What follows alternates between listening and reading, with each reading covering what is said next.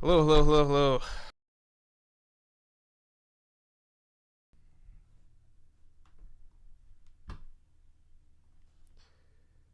Are we live? Hello, hello.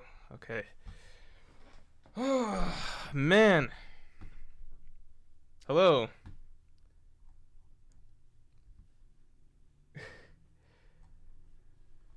Is everyone okay?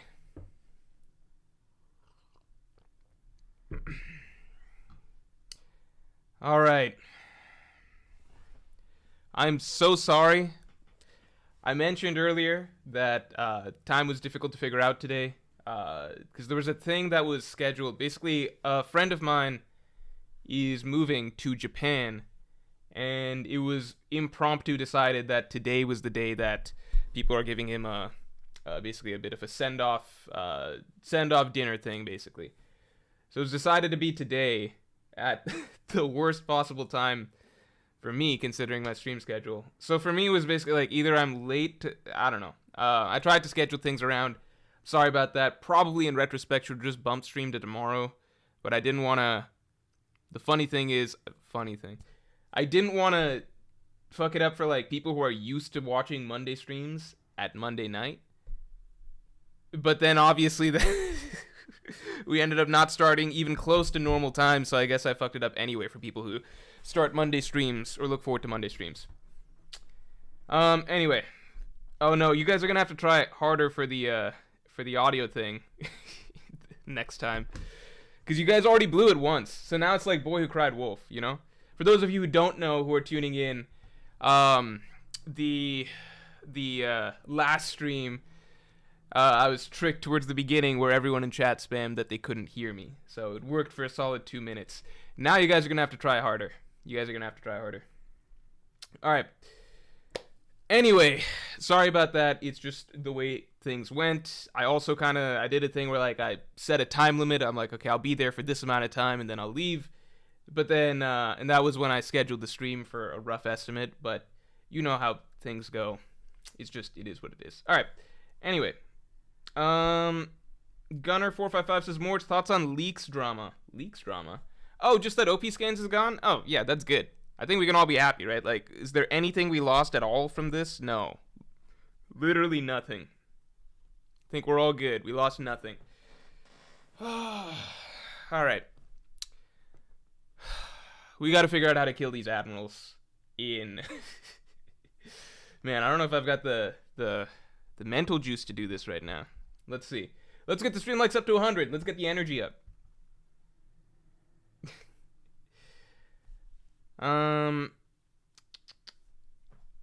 We gotta do... I think we're gonna have to do all the admirals, right? Because like, if we just do the current ones, it definitely makes it easier, but I kind of want to see if we can do all of them. Let's see what we can do.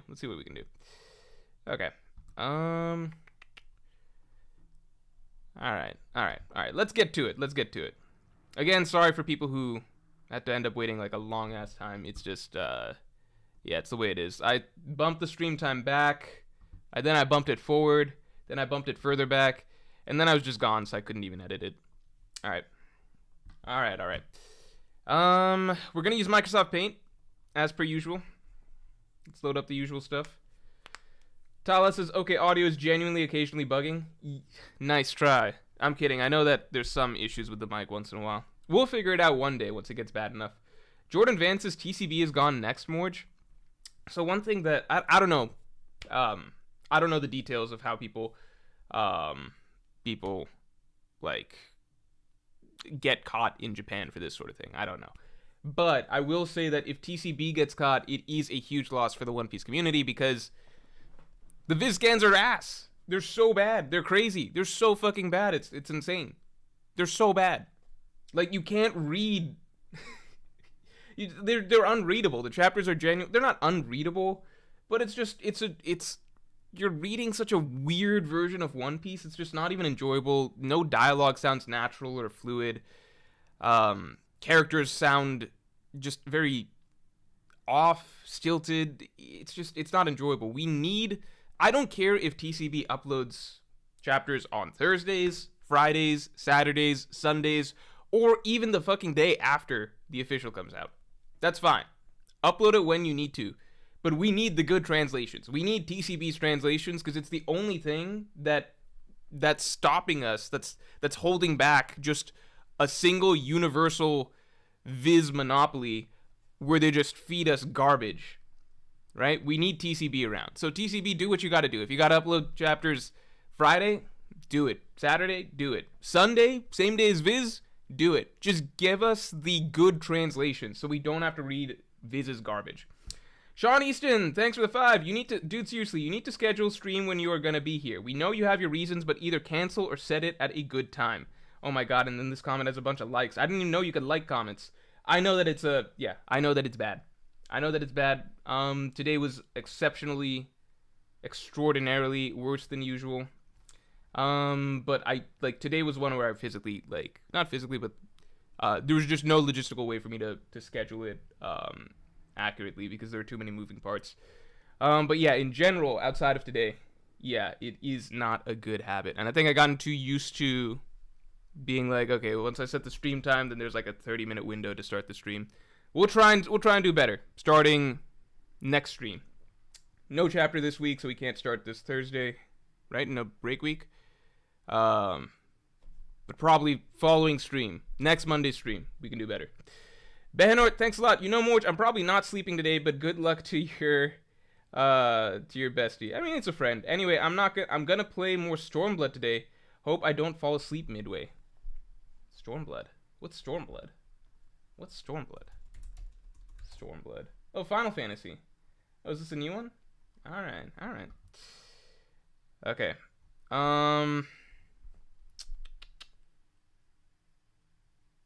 Jordan Fan says, I'm not panicking since we go through this every few years, to be honest. A new group will rise and we will be getting good, and we will be good. Scans are never going away ever.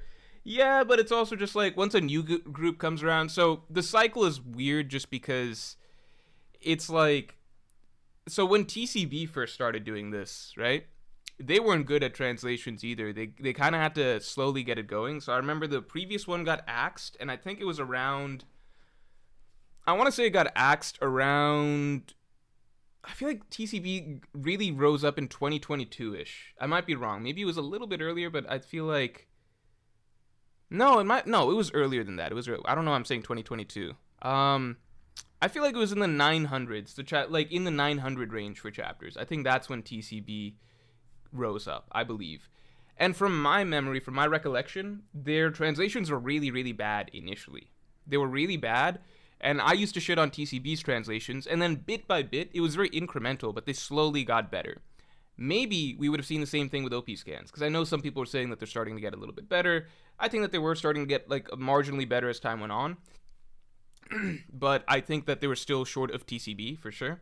For what it's worth, I think OP scans, by the time they were axed, was better than Viz. In terms of translation quality, not accuracy, because these are two different things, right? If you want technically the most accurate, Viz is usually going to be the closest. Although, I think the big thing that changed things for me for Viz was when I realized that random people online could translate the discrepancies in dialogue more accurately than Viz, which basically threw out all of Viz's value, which used to be a fact checker. It's not even a fact checker anymore. But that aside, I think over time, TCB was clearly the best translation quality wise. OP scans was, I wouldn't say it's close, but it was a thing. It was getting somewhat better at translations, I think, marginally over time. And then Viz is just terrible. It's genuinely ruining the chapters, right? If TCB gets axed, then sure, a new group can pop up, but I think it just takes time for the quality to get to a point where it's actually good. So the ideal is that we just get to keep TCB for a good amount of time.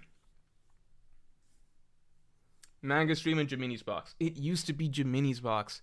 Manga stream was before that, right? Or was it one and the same?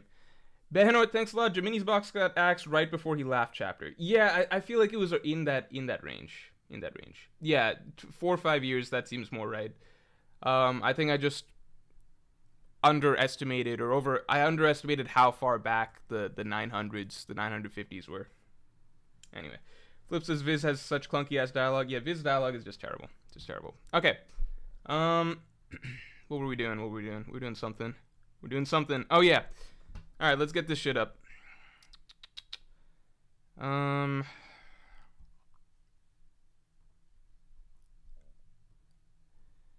right. Yeah, we gotta kill these admirals. We just gotta find a way to do it. I thought about it a little bit before, and I think it's I think this is gonna be a lot harder than the Strides. I don't think I need to do defeating the all caps. No, defeating. Let's do killing the admirals. Killing the admirals with prep time. All right, this is the plan.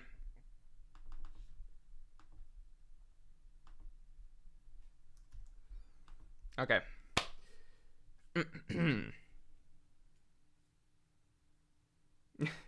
Flip says spare Papa Kizaru, Sir Morj. Alright. Let's see who makes it. I think that this is going to be very, very difficult. I think the Strats are very easy to kill. The Strats are very easy to kill. Largely, the reason we're able to kill the Strats easily is because we followed them for, even though they're very powerful characters, we followed them for 1,000 chapters, right? We've read about their life stories from childhood to adulthood.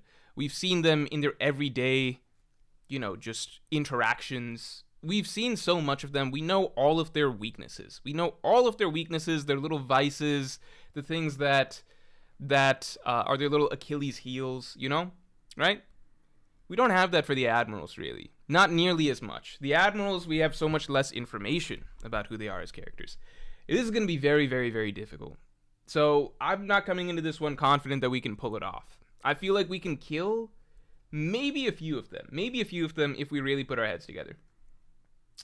Sean Easton, thanks for the 5. I honestly think you can't take out most admirals. I would agree. Best chance, take them to Chicago. Someone picks a fight with them, plus gets stopped. Fight escalates military. No, because we're in the One Piece world. We're in the One Piece world. Timothy McQueen, thanks for being a Pirate King tier member for 5 months, man. Pirate King tier members, I promise you guys a podcast coming out today, end of the weekend. It is slightly delayed. The Pirate King podcast will be out shortly. Very, very shortly, but not tonight. I'm sorry about that. I will have that out ASAP. Just time-wise. Today, I thought there was a window today. There were just not. As you can see, things got jumbled. But please wait a little bit longer than you will have your Pirate King tier podcast, I promise. Just found out I can do these. You didn't know you could do member chats, man? I appreciate all of the supers in the past. You're looking good enough to kill every admiral today. Thanks, man. I appreciate it. Also, if you guess the top 5 arcs that Luffy is most in, I'll give you the answer. Oh, shit. Top 5 arcs that Luffy is most in? Like, most chapters or most percentage of screen time? Can you just comment it and then, just for the clarification thing, and then I'll answer from there? Dastard says, Morj power scaling himself is damn funny. Dude, I'll be honest. Yeah, like, I knew... Look, the Strats, I could kill the Strats. I know their weaknesses, right? We figured out airtight plans to kill pretty much all of the Strats. Almost all of them. Some of them were shaky, granted. Admirals, I don't know. I don't know if I can do this, man. I don't know if I've got it in me. Sefimoto, thanks for the 5. Drums of Liberation is the sound of Luffy bouncing around in Gear 5th, Rubber World laughing. That's why Luffy wanted a musician.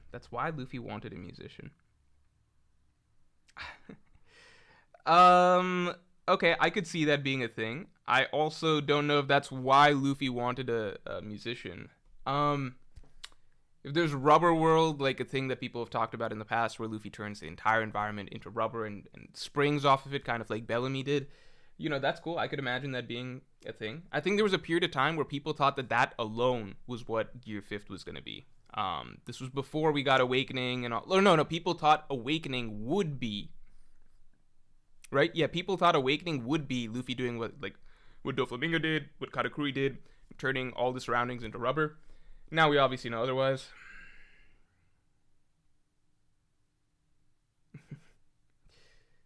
John678, thanks for the 5. Stream idea. What would have happened if Luffy was late to blank for an hour? I want to see how Morj BS his way through every arc so nothing changes. Well, the thing is, if you're comparing that to Luffy's situation, Luffy is late already to everything by more than an hour, right? If you look at pretty much every major arc, Luffy's the one that they're fucking waiting on the entire time, right? And then things work out once he shows up. So I feel like people should just keep that in mind before they're judging me for being late, I think that we forget this entire One Piece narrative is built off the back of Luffy showing up at the last moment. Let's start from... I'm gonna order them vaguely from the ones that I think are easiest to most difficult to kill, so that we can kind of get into a bit of a groove. Because if I start with like Akainu and I'm like, fuck man, I just don't know how we kill him. I feel like we got to get a rhythm going, you know? Like let's get some progress in there, you know? So I'm gonna start Fujitora. I'll color these blue. Yeah, Fujitora. We had rules last time. I gotta pull up the rules. I'll pull up the rules for what we did last time. Fujitora. I guess Green Bull. I feel like Kizaru is gonna be really difficult to kill. I feel like we could pull some bullshit with Aokiji. Kizaru. Akainu. Alright.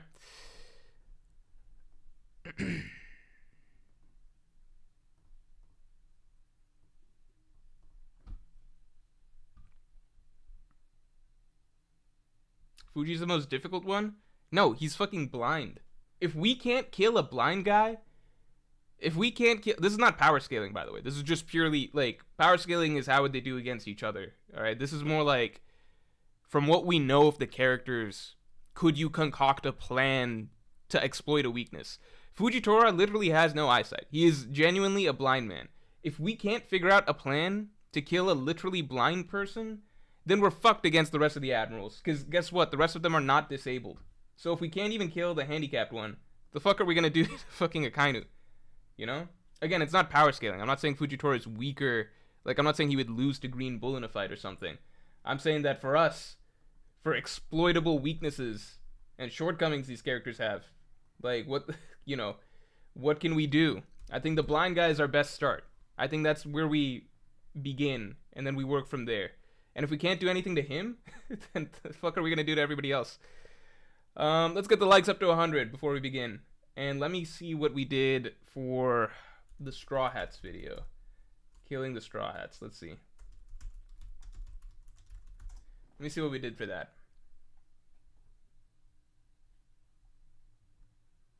I just want to see the rules. I'm just checking the ruling. How do we rule this stuff before?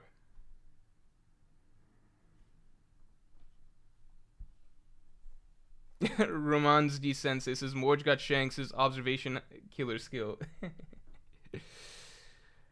The Joe 1018 says he can use observation hockey. Yeah, guess what? So can the rest of them. Justin Holland, thanks for the 5. Thanks for tomorrow's video in advance. It is a video idea I thought you could do. Wanted to suggest for quite some time. Wait, what? Thanks for tomorrow's video in advance. It is a video tomorrow's video in advance. Thought you could... Oh, wait, no, I know what you're talking about. Yeah, like, the video that's coming out tomorrow is about different races. I think I talked about this in One Piece and their connection to Nika. I think I talked about this last stream, so I assume that that's what you're referring to. But that's what tomorrow's video is. Coldest Beer says Aokiji is handicapped too. Yeah, but not in a way that's like you can't... How do I say this? Well, you'll understand the difference between what I think between Fujitora and Aokiji as we go. All right. Sal, thanks for the 2. Blackbeard takes Marco's Devil Fruit. Fixed pain issue plus Whitebeard trader theme. I wonder if Blackbeard is supposed to keep that. The thing, like, keep the takes extra pain thing. I wonder if that's supposed to be part of his persona, his shtick, whatever it is going with. As for taking Marco's Devil Fruit, I thought about that for a bit, but I just don't know if that makes sense because the best opportunity for Oda to have written that was when Blackbeard and Marco fought in a revenge war, in theory, to the death. It's kind of weird that Marco even survived. I guess they just were able to escape, get away. Alright. So the rules that I have last time... Let me see. What's the full version of the rules? Yeah, the rules... Okay, so the rules from last time. Let's put this in... Fuck, I guess this is also in red.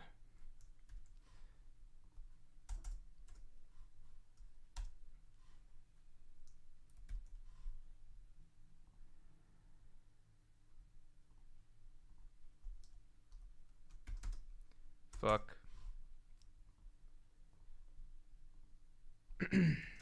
Alright. The rules I had last time are, the context is... Context. I should put this in bold. Context for all of this is... I want to kill the Admirals one by one for money / personal enjoyment. Alright. 2 is the Admirals don't know I'm coming and they don't know my face. This is all based off of the rules that we did for the previous me versus the Straw Hats. Us versus the Straw Hats, whatever you want to say. I do not have to take them on as a team or in pairs / duos. So it's 1v1 each time. I'm gonna add this in though. We didn't add this rule in last time. I had it as a rule, but it was an unwritten rule. I just stayed consistent with it, which was, I cannot use the deaths of certain admirals to set up the plans for future admirals. Meaning, for example, lots of like last time when I had to kill the Straw Hats, a lot of people were like, okay, what if you killed Chopper and then used his dead body to lure one of the other Straw Hats or something? No, we can't do that. That's cheating. Because then it just gets to... It would matter less with the Admirals, because you can't really... I don't think you can use them as bait for each other. But we'll just stay consistent with the rules from before. Alright? Oh yeah, this is important. I am allowed to hire one non-super powered individual to help me per admiral. The amount of money I am allowed to spend to defeat each admiral is 3 billion, their bounty. Right? Every admiral has a bounty of 3 billion. And I have 1 week per 1 week of setup per admiral. Travel time is not included. Alright, these are the rules. Let me move this up a little bit so everyone can see. Yeah, these are the rules. If we feel like we need to add anything as we go on, we will of course add things. Alright, rules seem fair. Everyone likes the rules. Any objections to the rules? These are the rules we had last time. I think there's nothing else to really argue here. Mark Ross, thanks for being a Yonko tier member for 16 months, man. Has anyone mentioned the fact that the Giants have officially announced to the public that Sun God Nika is not only real, but is Straw Hat Luffy? Has anyone mentioned the fact? No, but I don't think the public knows that much about Nika. I think watch tomorrow's video, because I go in depth into how much the various races and peoples of the world, peoples is actually accurate there, various races and peoples in the world, are aware of the Sun God story. Like, aware of even the word Nika, and then beyond that, the general Sun God mythology.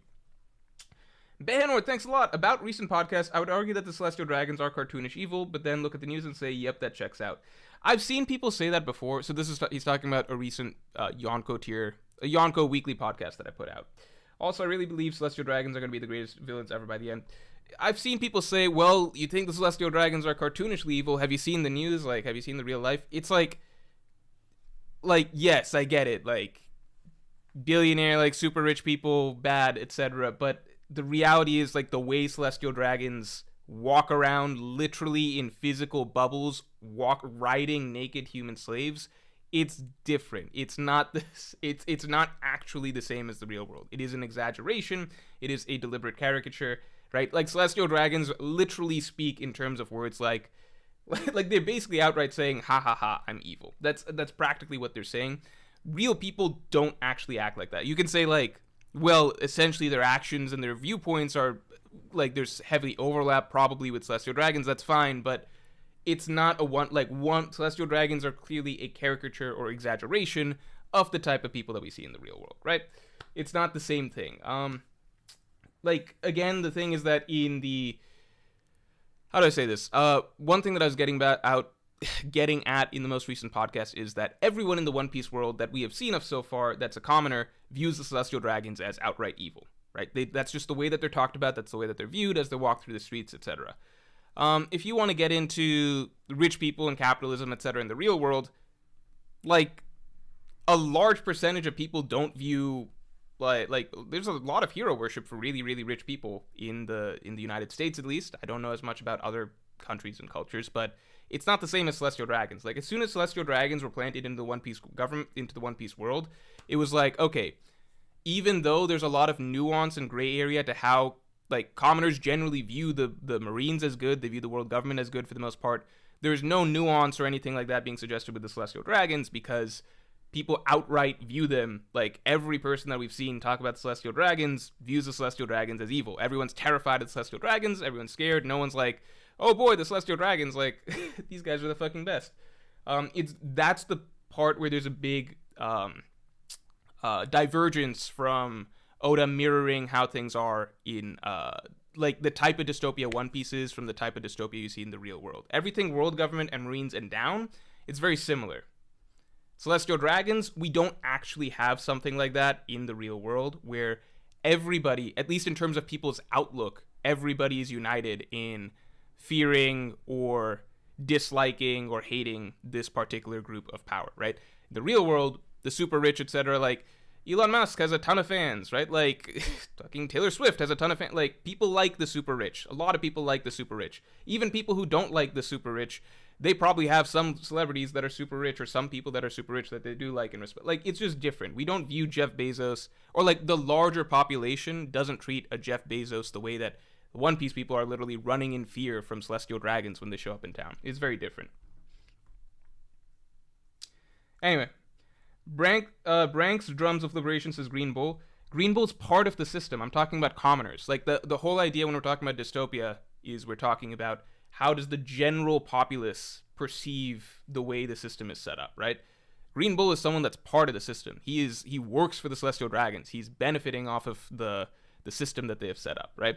He's got a very high-class, cushy job. Well, not cushy, but, you know, high-class, high-authority job because he works inside this system. In terms of commoners, everyone in the One Piece world hates Celestial Dragons that we've seen that's a commoner, and they view them as very flawed, very evil, right? Like, they view them as a problem. Everyone would be happy if the Celestial Dragons disappeared and Celestial Gold was no longer a thing, right? That's not the same as the real world, where there is a lot more nuance to people's opinions across the general populace. So that's the biggest area, and this is what I talked about in the latest One Piece podcast. For those of you who don't know what I talk about in the weekly podcast, I talk about things that get left out of the weekly videos. So if I talked about the Celestial Dragons, like, I talked about how the world government and the Marines is the perfect dystopia in One Piece because it so accurately mirrors how people are in the real, like, society in the real world, things that we perceive in the real world, the ways things are set up in the real world.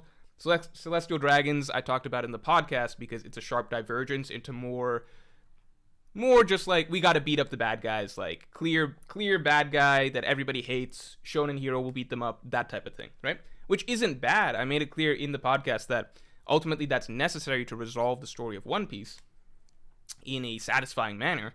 One Piece isn't written to have really gray, morally ambiguous conclusions. It's supposed to be about good defeating evil. But at the same time, it does neuter the idea of how believable it is that the world government and Marines, etc., like, how much it mirrors the reality of the dystopia in the real world, which is much more gray and nuanced. Anyway, moving on past that. What did I miss here? Zolden, thanks for being a Pirate King tier member for 5 months. Morj, have you checked out any of the stuff coming out about the Avatar live action? Very disappointing. Yeah, I saw some quotes and stuff. I didn't even watch the trailer for it because I kind of assumed, like, for me, I know people got very hype over new anime and animated series live action adaptations after the One Piece adaptation, but for me it's like, no, this doesn't mean anything because One Piece is going to be, it's not going to be the new rule, right? We can't just expect more One Piece level adaptations because that's something that clearly there was a lot of love put into it. Oda put a lot of time into it, things like that.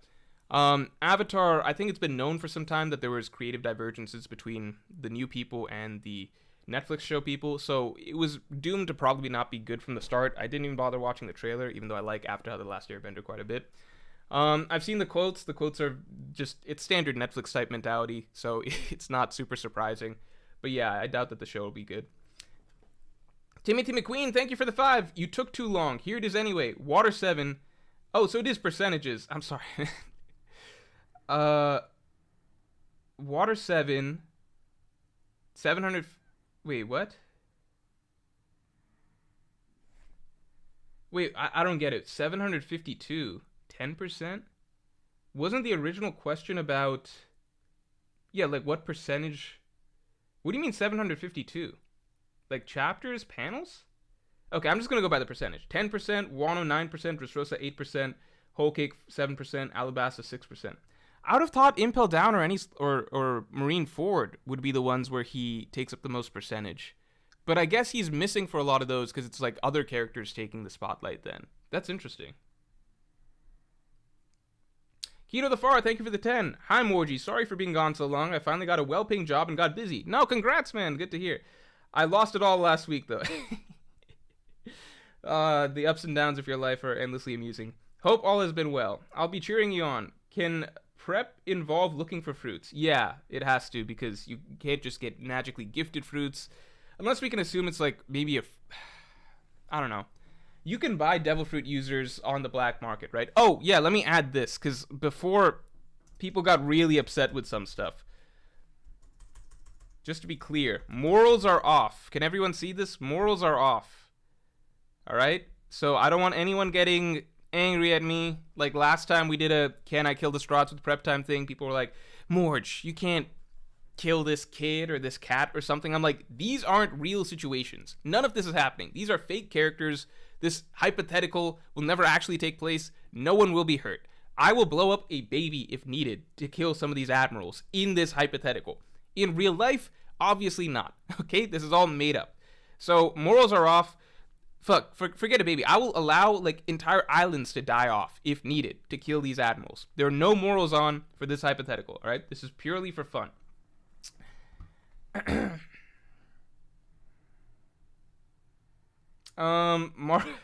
And as for looking for fruits, we have to earn the fruits ourselves, but that goes into budget, so we can, for example, buy devil fruit users, kill them, take their fruits, things like that, to create devil fruit smoothies like we talked about last time. Mark Ross, thanks for the 5. Every time Nika/Joyboy has been mentioned, it's been basically in secret. The elders absolutely don't want the public finding out he's real. Yeah, it's clear that there's been a lot of Void Century scrubbing over time. Hurrying Lyrics 44, thanks for being a member for 12 months. Morj, thank you. And gifting 10 memberships. Holy shit, thank you so much, Hurrying Lyrics. I appreciate it, as does everyone who was just gifted. Yokai Gota, Abrar Ahmed, OG3, Joseph eBay, Electrochrome, Branks, Drums of Liberation, Yamil Diaz, K Maya, Billy Bob, Striker Virus. Everybody say thank you to Hurrying Lyrics. Thanks a lot for coming through. Appreciate it.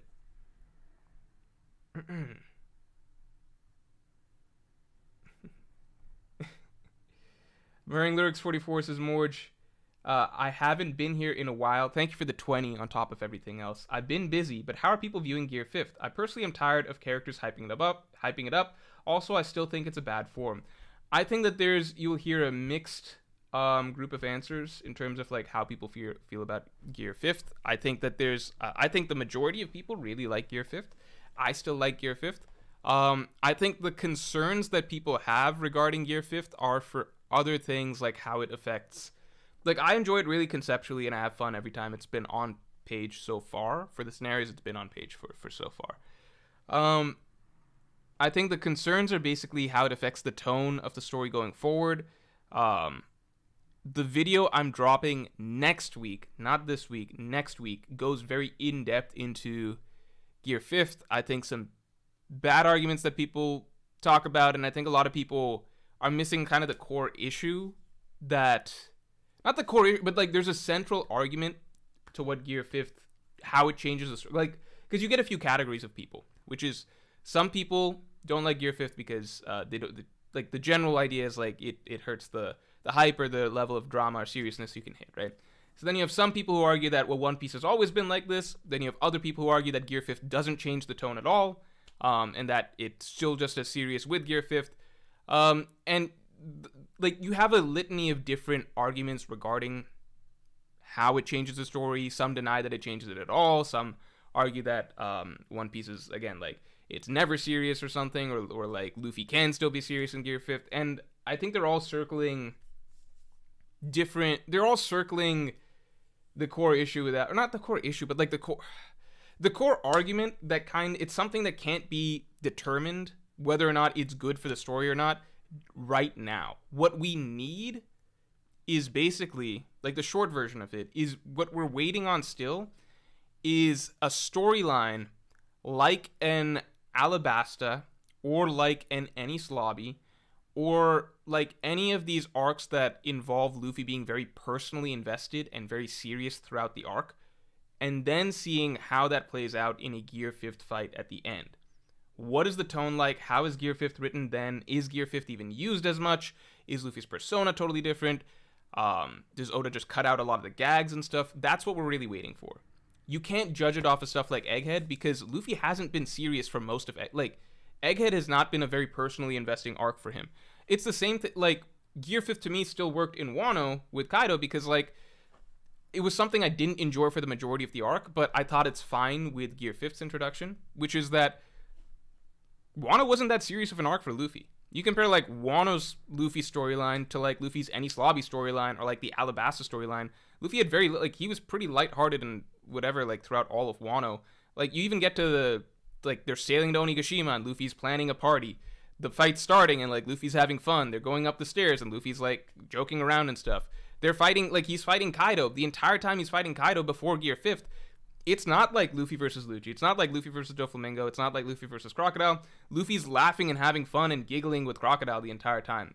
Oda kept it very, very light throughout all of Wano because if you make Luffy too serious, then Gear 5th just wouldn't work at the conclusion of Wano. So he kept it very light for Luffy throughout Wano, made Luffy have a lot of fun with Kaido throughout their rooftop battle, and then, like, you know, once you segue into Gear 5th, it just maintains the same sort of idea that Oda set up throughout the arc. So the real question for Gear 5th will come when it's time for a storyline that's not like that. Like, what happens when Luffy's going up against Blackbeard, who got his brother killed, right? And maybe might have killed Shanks by that point. Like, what about when that happens? What about when it's storylines like in Enies Lobby where it's something very personal to the crew, or Alabasta where, like, again, there's a lot of personal emotions and emotional storytelling that's been done for the main characters and for Luffy throughout the arc? When that happens, that's when we get to see kind of how does Gear 5th work with that? Like, is there a new angle to it? Those are the questions that I'm interested in. I think so far Gear 5th's been good, but I think that I understand people who dislike it. Again, next week's video will probably break it down. Well, it will break it down in much more detail, the ideas that I'm getting out here. Brandon King, thanks for the 2. Bet your lives in poker. Fuji loses. kills self. I don't think that would be his reaction. According to his character, but, you know, that's a good place to start. We're looking at their weaknesses, right? Cigar Verk, thanks for the 2. Celestial dragons are on Epstein's list. Epstein low diffs emu. Chance, thanks for the 5. Gear 5th greater than every other anime transformation. Yeah, and then you've got people who, like, love Gear 5th so much that it's just the best thing about One Piece now, you know? Behanor, thanks a lot. Set Kuzan and Aramaki on fire. Does anyone say Aramaki? Does anyone say Green Bull's name? I feel like he's the one admiral. Like, people say Fujitora. I don't think people really see Isho. People say Kuzan for Aokiji. People say Kizaru for Kizaru. People say Akainu. I see some people say Sakazuki, right? But Green Bull, you don't even hear people say Ryukogyu, right? Because this is Blue Pheasant, this is Yellow Monkey, this is Red Dog, this is Purple Tiger. Green Bull, we just actually say Green Bull. Does anyone say Ryukogyu? No. Why did that happen? Can anyone explain to me? Why don't we say Ryukogyu? I definitely don't hear Aramaki, that's for sure. Leo Recto, thanks for being a Yonko tier member for 10 months. Hey Morj, almost been a year, that's crazy. It is crazy, holy shit. Nothing really to add but a word of thanks. No, thank you, I appreciate it. Holy shit. As soon as I say no one says Ryukogyu, I just read, but could you use Ryukogyu instead of Green Bull so they all match? I swear I did not read your comment before I just said that. But it's the thing is, I feel like everyone says Ryukogyu, right? Like, who says Green Bull? Who says Green Bull? I don't think anybody says Green Bull, as far as I know.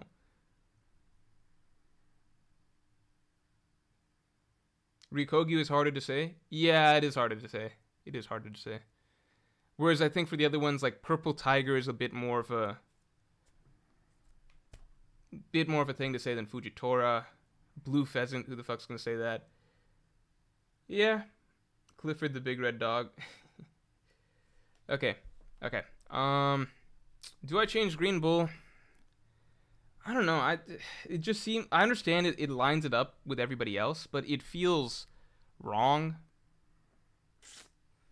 I don't know. Okay, I'll do a quick poll. I'll do a poll, and then you guys vote on the poll, and I'll be back in like 10 seconds. What name for for Aramaki? Green Bull, and then we'll get started. Yukogyu. This is one of the most bullshit polls we've done, but just gotta do it. Alright, I'll be back in a second.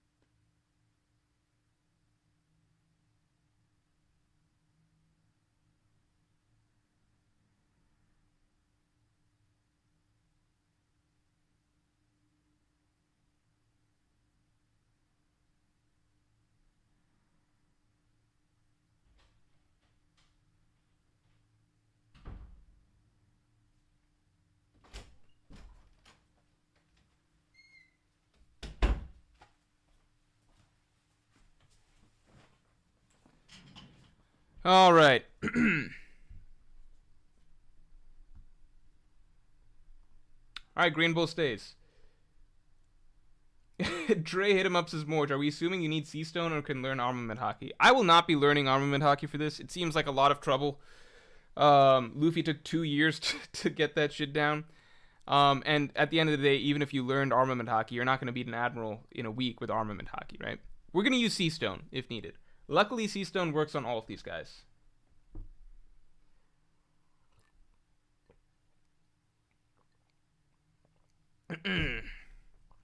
All right. Leo Recto says, I think it's the fact we were introduced to him in the manga first. So we read Green Bull from the scans, but back then they would use the Japanese version, Akainu, Aokiji, etc. I could see that. I could see that. Okay. Let's start with Fujitora. Again, the easiest because he is an invalid. He's handicapped. All right. So Fujitora, I need people to start thinking about plans for all of these. One quick question. We got some confirmation recently about how devil fruit smoothies work, right? Because who remembers one of our key ways of killing characters last time? No, we wouldn't need a devil fruit smoothie. We would not. No, we might. So you can. Hold on. We got some clarification. I think it's chapter 1103. So in 1103, we got clarification on can you turn devil fruits into liquid. All right. Because Saturn kind of breaks down the process.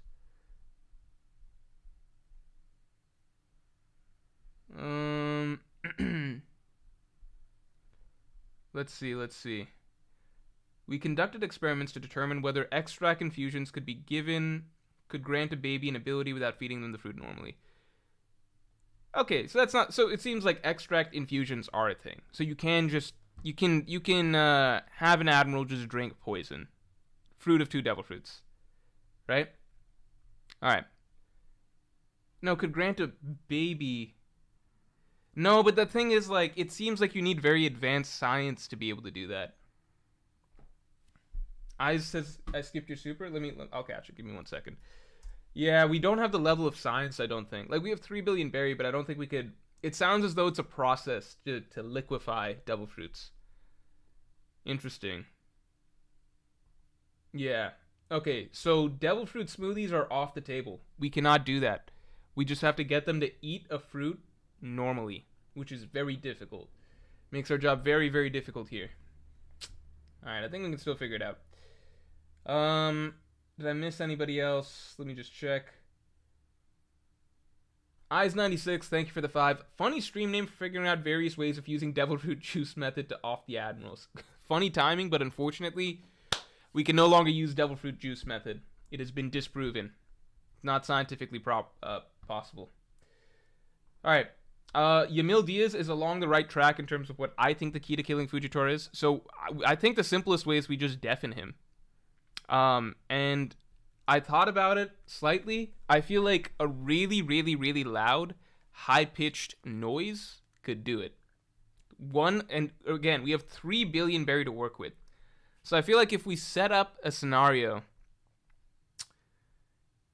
we have to set up a scenario where it's like an entire island surrounded by an entire island with like really well, I guess if we're doing this, why not just explosives though? Couldn't we just do explosives then? No, because he could maybe defend with gravity or something. Yeah, because he was able to defend Saba's fire. So I think, yeah, 3 billion berry, put it straight into sonic weaponry. Basically just an extremely high-pitched, like, million decibel attack coming from all sides. So imagine an island surrounded by, like, things. Well, I don't know what they are. Advanced scientific things that do tremendous amounts of audio. All right? Then, whilst Fujitora is stunned by the while he's stunned by the high pitch, while he is stunned by the high pitch, because he would be, because that's just the way that blind people in fiction work, right? If you're blind, then your other senses are just enhanced to a degree, right? It's just Daredevil logic. I think we could stun him with that.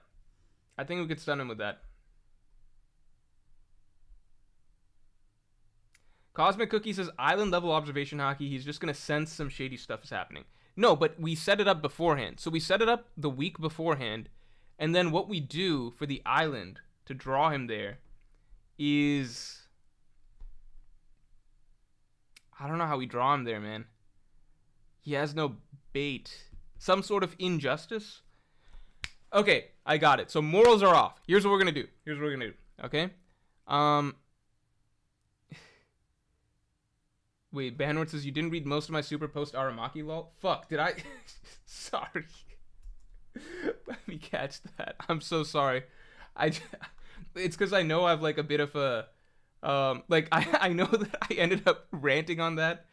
Not ranting on that, but like just going off on like such a tangent that led to me doing a full poll regarding the name that I can't believe I missed the origin point and left that alone. My bad. Okay. I'm so sorry. I'm sorry. Behanor, thanks a lot. Set Kuzan and Aramaki on fire. Make Kizaru overdose on weed. No idea for Fuji and Akainu. Also remember, I'm a she now. I will remember. Don't worry, I'm not offended. I will remember going forward. I'm sorry. You're probably more offensive as well, which is that your ideas here just wouldn't work. They're not good. Because, come on, like just set Aokiji on fire. Just set Green Bull on fire. These are admirals. It's going to take a lot more than that. Momonosuke hit Green Bull with a full Boro breath, and that barely singed him. It was no damage at all. They're going to be fine. Kizaru, unconfirmed whether or not he smokes weed, so unfortunately we can only use canon facts from the manga. Yeah, Fujitora and Akainu. Well, We're on track to killing Fujitora. Here's the thing, all right? So, we have a week, right? So as soon as we hear Fujitora is in the area. As soon as we hear Fujitora is in the area, Then, tell me if this plan won't work. So he's around the island, right? Then I spend 2 billion berry to set up over the course of a week the loudest pitched sound devices / speakers all across the island that can be remote activated with a button. Then, to draw Fujitora to the island, I pay 1 billion to a crazy person. No, to a no, I don't even have to pay 1 billion, right? I pay like, okay, we'll change this. I spend 3. No, okay. I pay. Okay. Fuck. How do we kill him though? How do we kill him?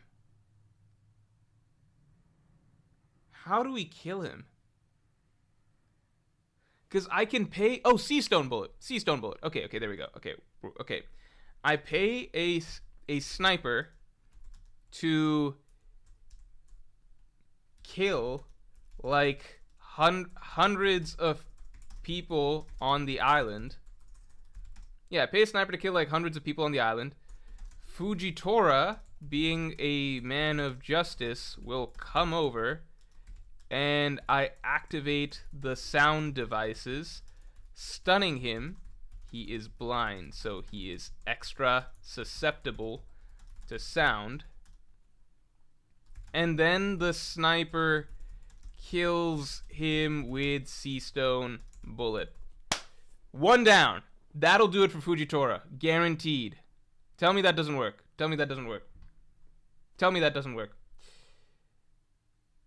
Right? That'll work. That'll do it. All right, let me see what I missed. Did I miss anything real quick?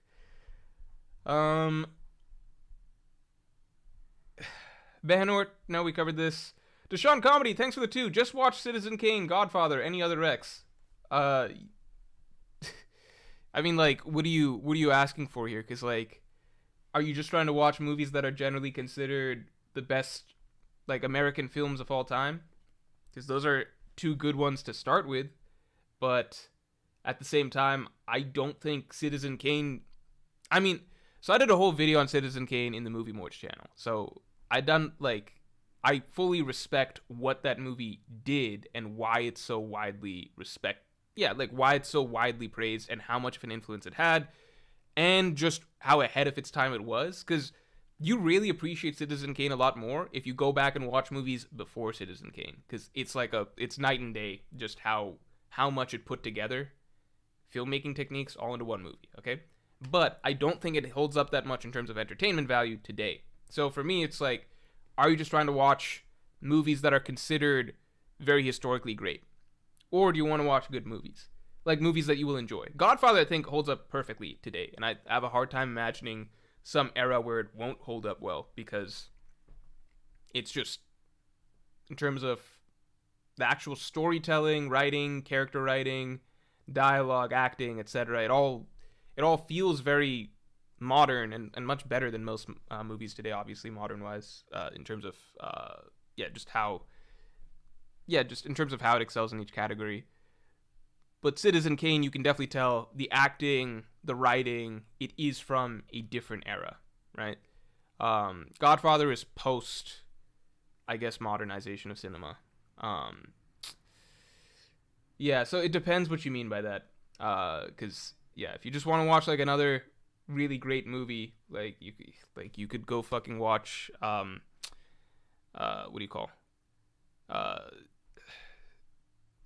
if you want to watch something like Citizen Kane, like, you could go watch, like, Casablanca, but I don't think you're gonna enjoy it the way that, like, people enjoyed it back then. You know what I mean?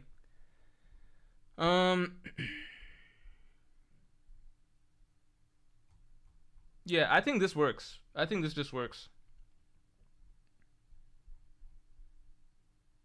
Javon Johnson, thanks for being a Pirate King tier member for 5 months. Hey, Morj, just got here, so I'm watching from the start.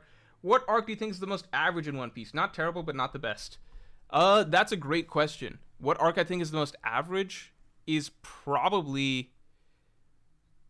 I think people really won't like this answer, but I think maybe...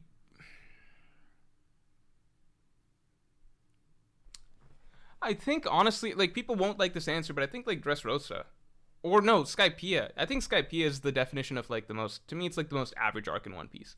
And people are going to get really upset because they're like, Skypiea, but it has so much... Like, the lore stuff is important down the line. But I'm saying, like, the reading experience, or the watching experience of Skypiea, it's...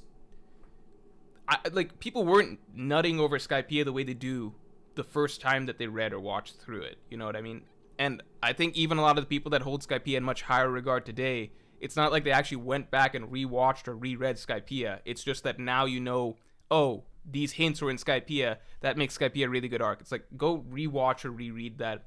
In terms of the actual storytelling of the arc itself, it's pretty straightforward. Strahd's getting to, island, bad guys rule the island, etc. They have side characters that never, like, I don't think, like, Conus and such are particularly exceptional side characters that are beloved by the community today. Wiper, some people really love him, some people don't. The Strahds themselves, they've got, like, nice little stories, but it's nothing super dramatic like Alabaster and Enies Lobby. There's some characters get fights, right? But not really any of the Strahds' most memorable fights or moments are really from that arc. But overall, it's, like, an enjoyable story, and it's got one of the best, like, lore-wise backstories in One Piece. But I think Skypiea is right in the middle.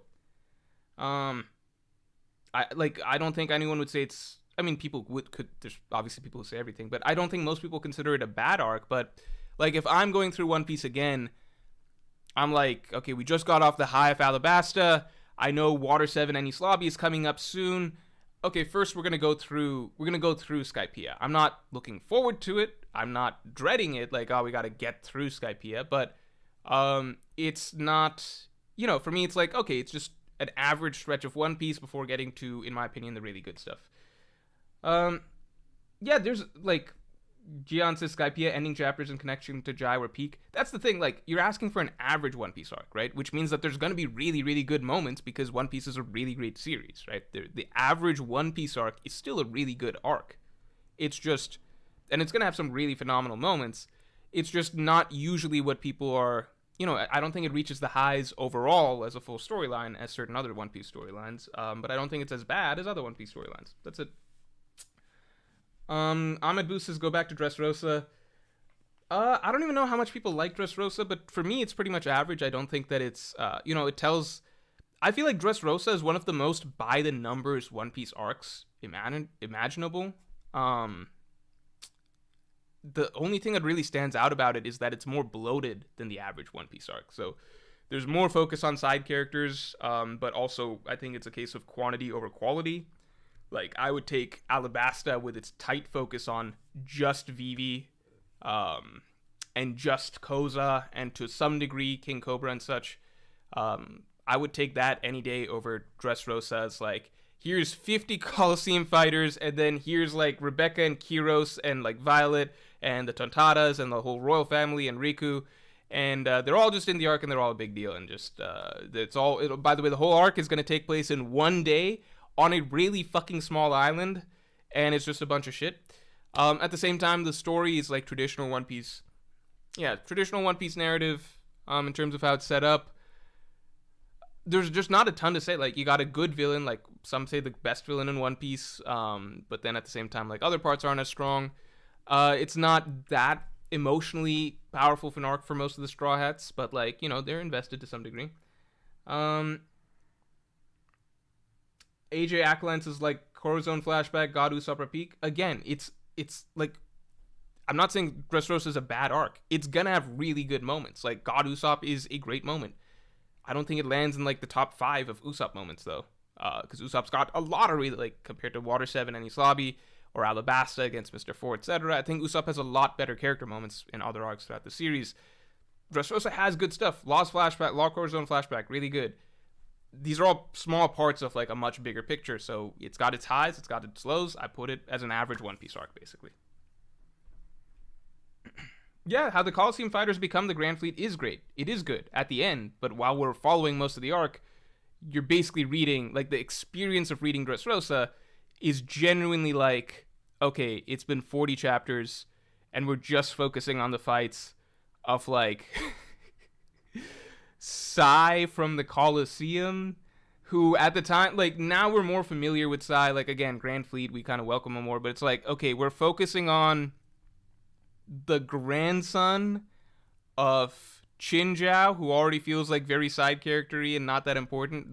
Chinjiao's grandson, who leads some navy that we've never heard of, and we're watching him fight Baby 5, and that's like 3 chapters or something like that. That's the Dressrosa experience. Again, it's like people can cite really good things about Dressrosa, but you can also cite poor things, which is why I put it kind of in the middle as average. Okay. Yeah, I think we've got it for Green Bull. I think this is how we kill Green Bull. Any objections to how we're killing Green Bull? Because I don't think that if someone's got a better plan, then shoot. Right now, I don't know if a better plan to kill Green Bull. I think it's tough.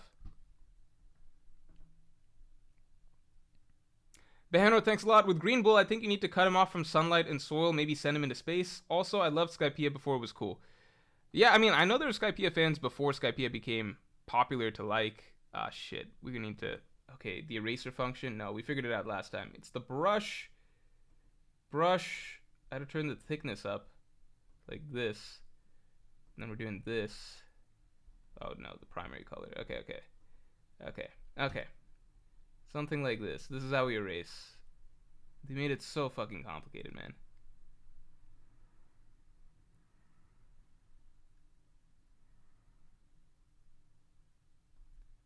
Okay, that's the best we can do. I've got to move everybody down, basically.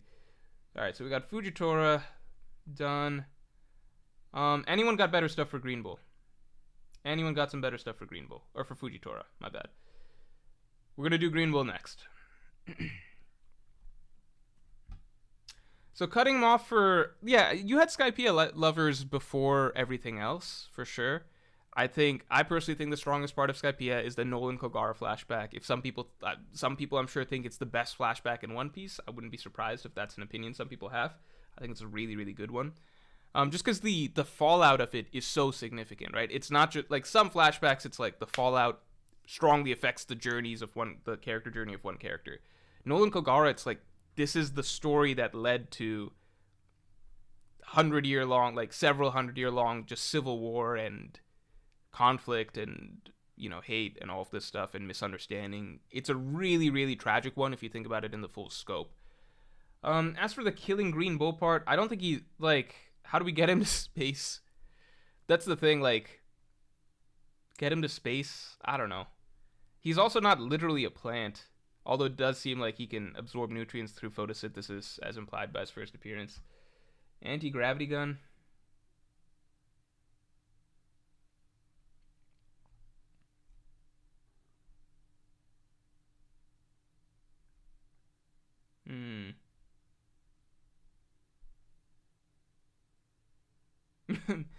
Ms. Meinstein's Evil says 1 hour into the stream and he defeated only one Admiral, not even the strongest one. This is fucking difficult. I have to kill some of the strongest characters in the One Piece universe. I would love to see you try to kill an Admiral. It's difficult. Okay,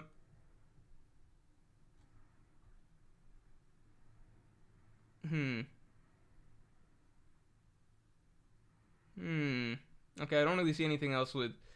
Camel Ward says Fuji can still use gravity to either shield himself or create a gravity field around him to slow down / send things around him the other way. No, because he'd be too stunned by the sound. That's the point. He's too stunned by the sound. He's too stunned, so in the moment that he's stunned is when the sniper is firing. Alright? It's in the moment that he's stunned. That's when it happens. It's like, it's instantaneous. Okay? So, I'm signaling to this, like, I'm pressing the button as I'm signaling to the sniper, shoot now. That's the way we do it.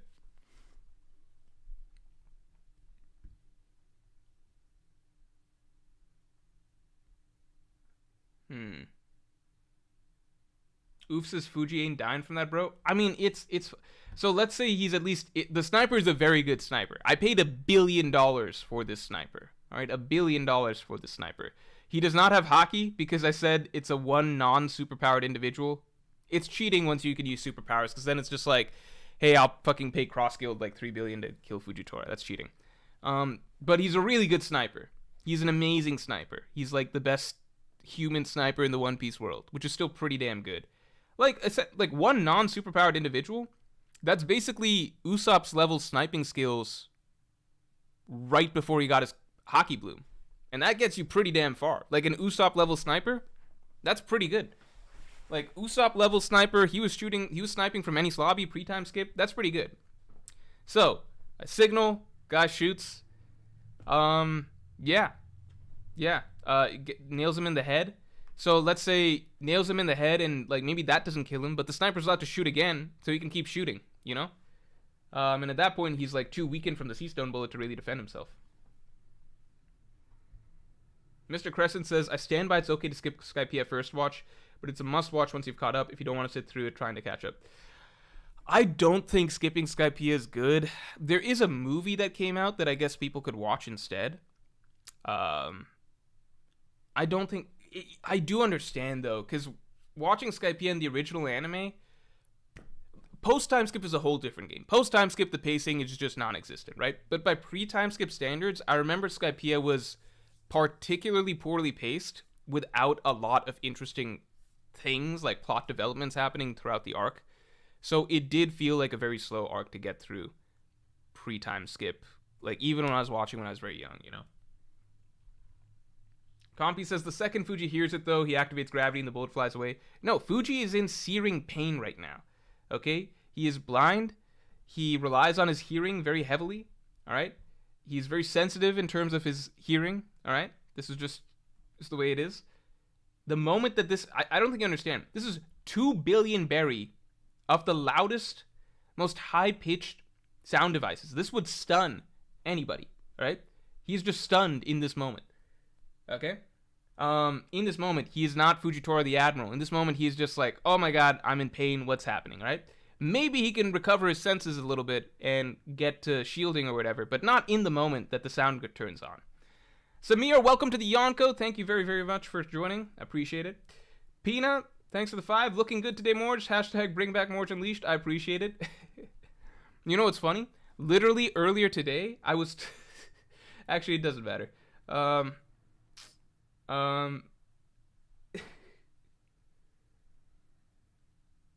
Yeah, I don't know if there's any good arguments for, like, something. I need something better of what we can do against Fujitora. What's something better we can do? Because otherwise we have to roll with this. Camelbore says Fuji has hockey. Doubt it would work. Is he walking around with hockey on his eardrums? I don't think he is. He is hockey, but like I can press the button from really far away. You know. He's not aware of every... Like, we saw him in Dressrosa. He's not literally aware of every single thing, like, every character is saying or doing or thinking throughout the island.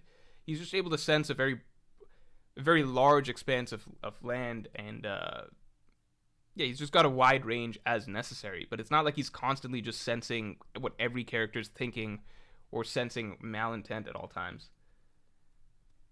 Supersonic Squad, thanks for the 2. Sea Stone Grenade. The shrapnel will be lethal. Yeah, see, that's the type of thing that would be... defended against, right? Okay, we're just gonna move along. I don't know what we do against Green Bull, though, so I don't know why we're trying to move along. All right, let's see. Green Bull. I don't know. I don't think we know enough about this guy. Right? Like, what do we even do with him?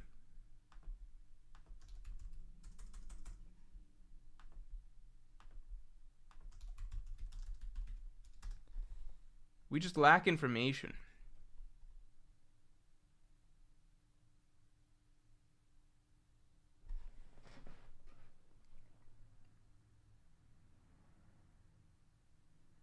Is there anything in the One Piece world that... Fuck, like, what's the weakness for... We just don't know enough about this guy, right? Okay, I got it. Okay, hold on. I got it. Okay, here's what we do. Here's what we do. Here's what we do. Here's what we do. Okay. So,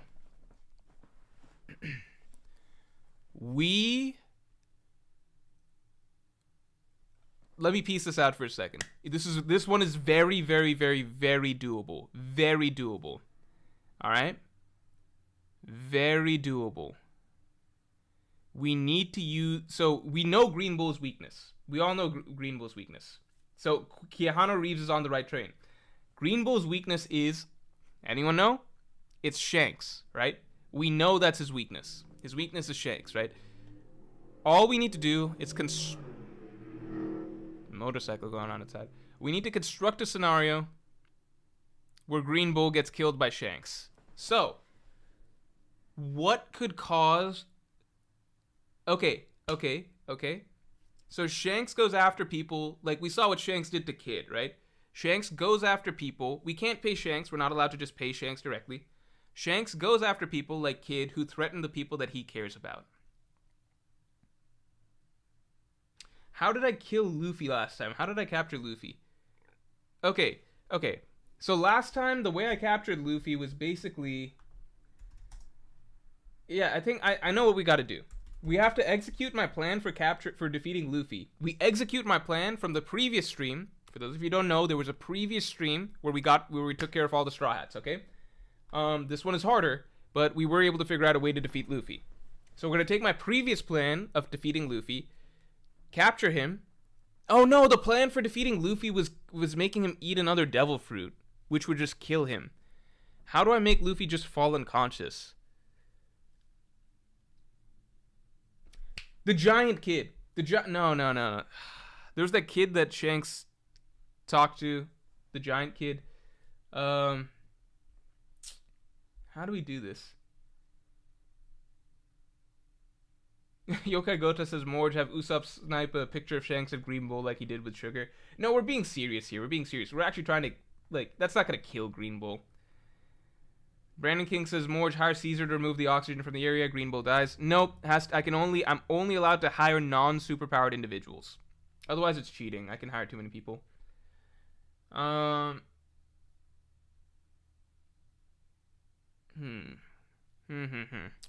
just need to get Shanks to attack him in some way. That's Green Bull's weakness.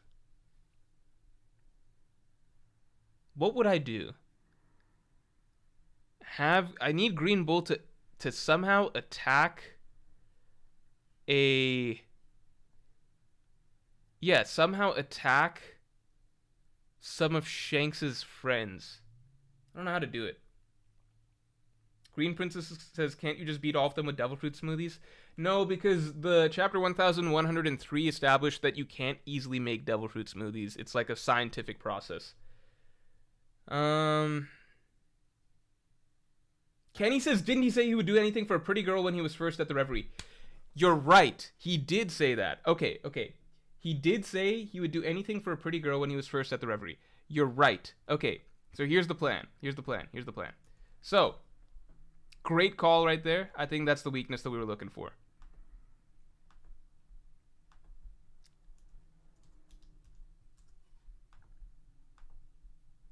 Okay. Pay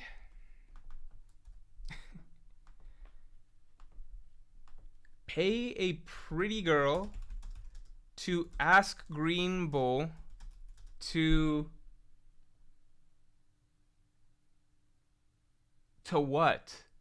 To capture Makino. There we go. Here we go. Pay a pretty girl to ask Green Bull to capture Makino. All right?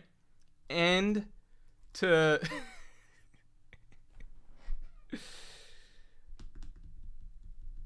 yeah, and pay big new okay.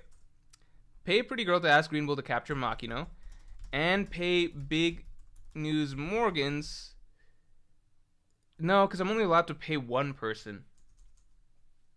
No, okay, and send a letter to Shanks saying that Green Bull has captured Makino.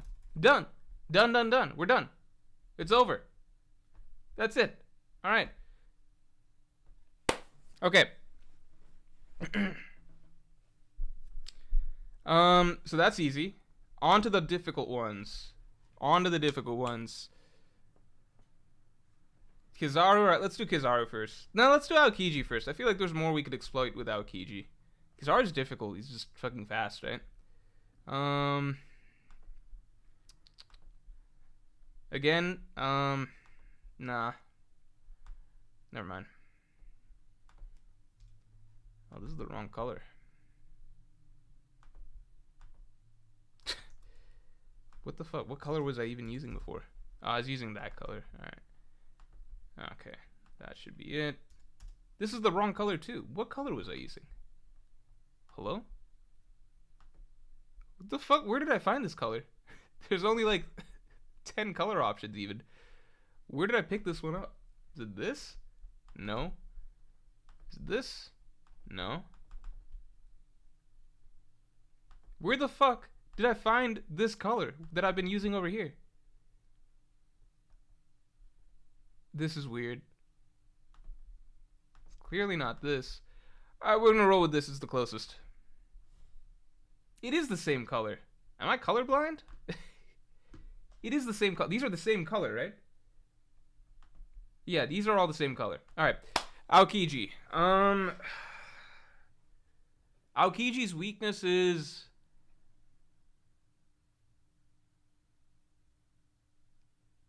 he doesn't travel around with his bike anymore, right? I feel like one of his weaknesses is just the way that he travels. It's so... no, because he can just freeze the ocean. You can't get him to fall in the ocean.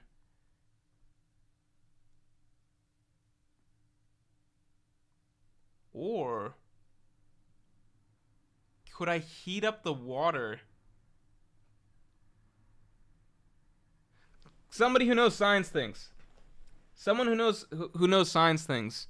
Can a huge underwater explosion heat up the surrounding water so much that it can't be frozen? Kodra says he sleeps a lot. Yeah, I think one of the things we kind of agreed upon last stream was that you can't just do taking them out while they're sleeping. It just makes it too... like, it's kind of like, well, you could just defeat Zoro when you sleep. I don't know. There's no fun in that.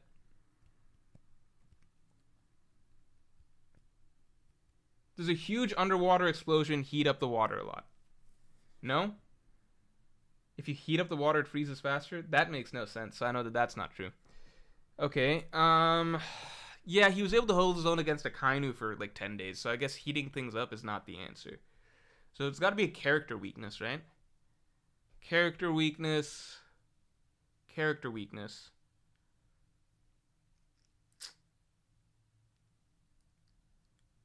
Character weakness. I know it. Okay. I got it. Don't worry. This is why they pay me to kill the Straw Hats and Admirals and stuff. This is what I do. All right. Pay. This is too big. Pay Morgans to release a news story revealing that Aokiji is an undercover member of the Revolutionary Army.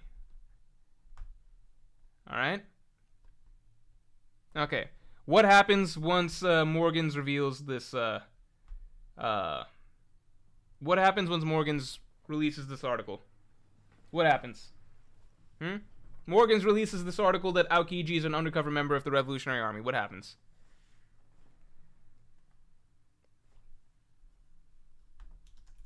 Let's make it real legit. He photoshops a photo of Aokiji shaking hands with Blackbeard. The Joe 1018 is correct. Blackbeard and the Blackbeard Pirates will kill him, and he is done. Alright. On to the next one.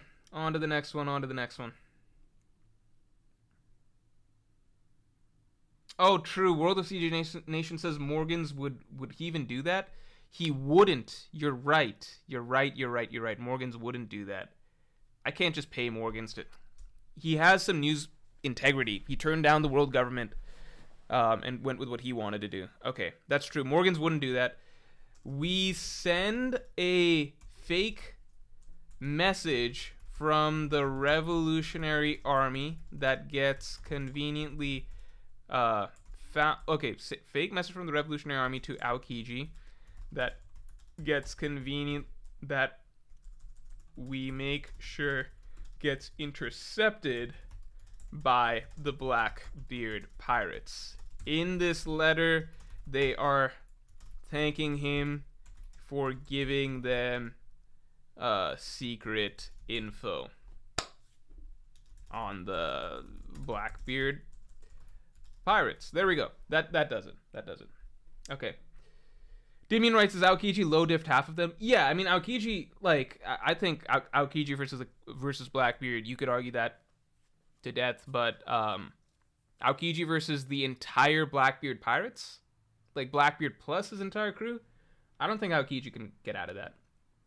Like, let's put it this way. If Aokiji can beat Blackbeard and his entire crew, then what's the point? Because we can't kill him.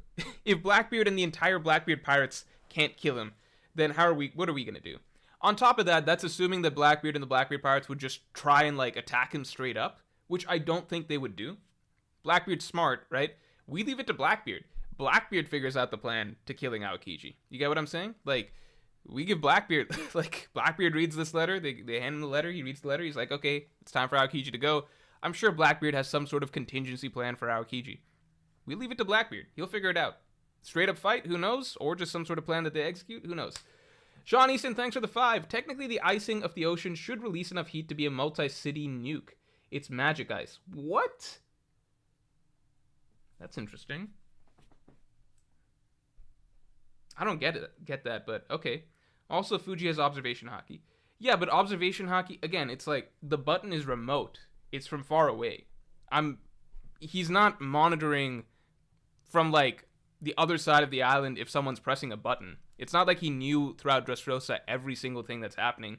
He didn't know what the fuck they were up to downstairs in the basement area where the toys were doing all that stuff and, like, they were being slave drivers and stuff. Fujitora didn't know a lot of stuff happening in Dressrosa. He just has really good observation hockey. So it's kind of like, if he wants to find where someone's at across the island, yeah, he can do that. But it's not like he's constantly monitoring everybody. He wasn't doing that in Dressrosa. Okay. I mean, people are arguing that Aokiji, like, he can, like, can't he escape? Can't he do whatever?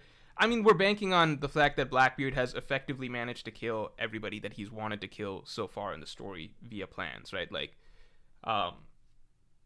Blackbeard should be smart enough to have some sort of way for him and his crew to take out Aokiji without Aokiji escaping. And at the end of the day, if Aokiji gets away anyway, then that basically means that we couldn't, like, there's not really a realistic option of killing him, right? If Blackbeard, a Yonko, and his entire Yonko crew, and Blackbeard's like the most scheming, conniving, cunning person in the One Piece world, if he can't come up with a plan to kill Aokiji on top of all the superpowers and assets that he has, then, you know, then we you know, tip our hat and say, okay, we can't kill Aokiji. This is just the best shot at killing Aokiji, which is asking Blackbeard to do it. There's kind of a trend going on here where Green Bullets, Shanks takes care of him. Aokiji, it's, you know, yeah, Aokiji, it's, we have, Blackbeard. Like, Aokiji's dug his own grave. He's literally sitting there surrounded by the worst pirate crew in the world that already, like, there have been quotes and stuff among them where they're like, yeah, we don't really trust this guy, and it's clear that they're a temporary alliance, so I don't know if things will end well for him anyway. We could leave Aokiji to his own devices, and he could just get killed anyway. Alright. Cosmic Cookie says, why would Blackbeard kill him anyways? Because it's revealed that Aokiji is a rat feeding information to the Revolutionary Army. That's what we're going with here. Alright, after that we got what? We got, yeah, let's do Kizaru next.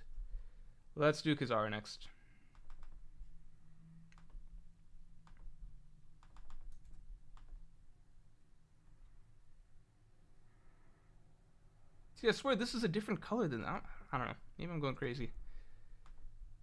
I guess it's just this, I don't know, man. Maybe you have it bold, not bold. Alright. Kizaru. Let's see. Let's see. Okay, maybe it's one more size up. Because this is annoying me. Kizaru, let's try size 18. That seems it. Yeah. I think it's just the bold. Okay. Kizaru is fucking difficult too. Because you can't really use sentimental stuff with him. Because, you know, Bonnie, Vegapunk, Sentomaru, he will... It seems like he will fuck them up if needed.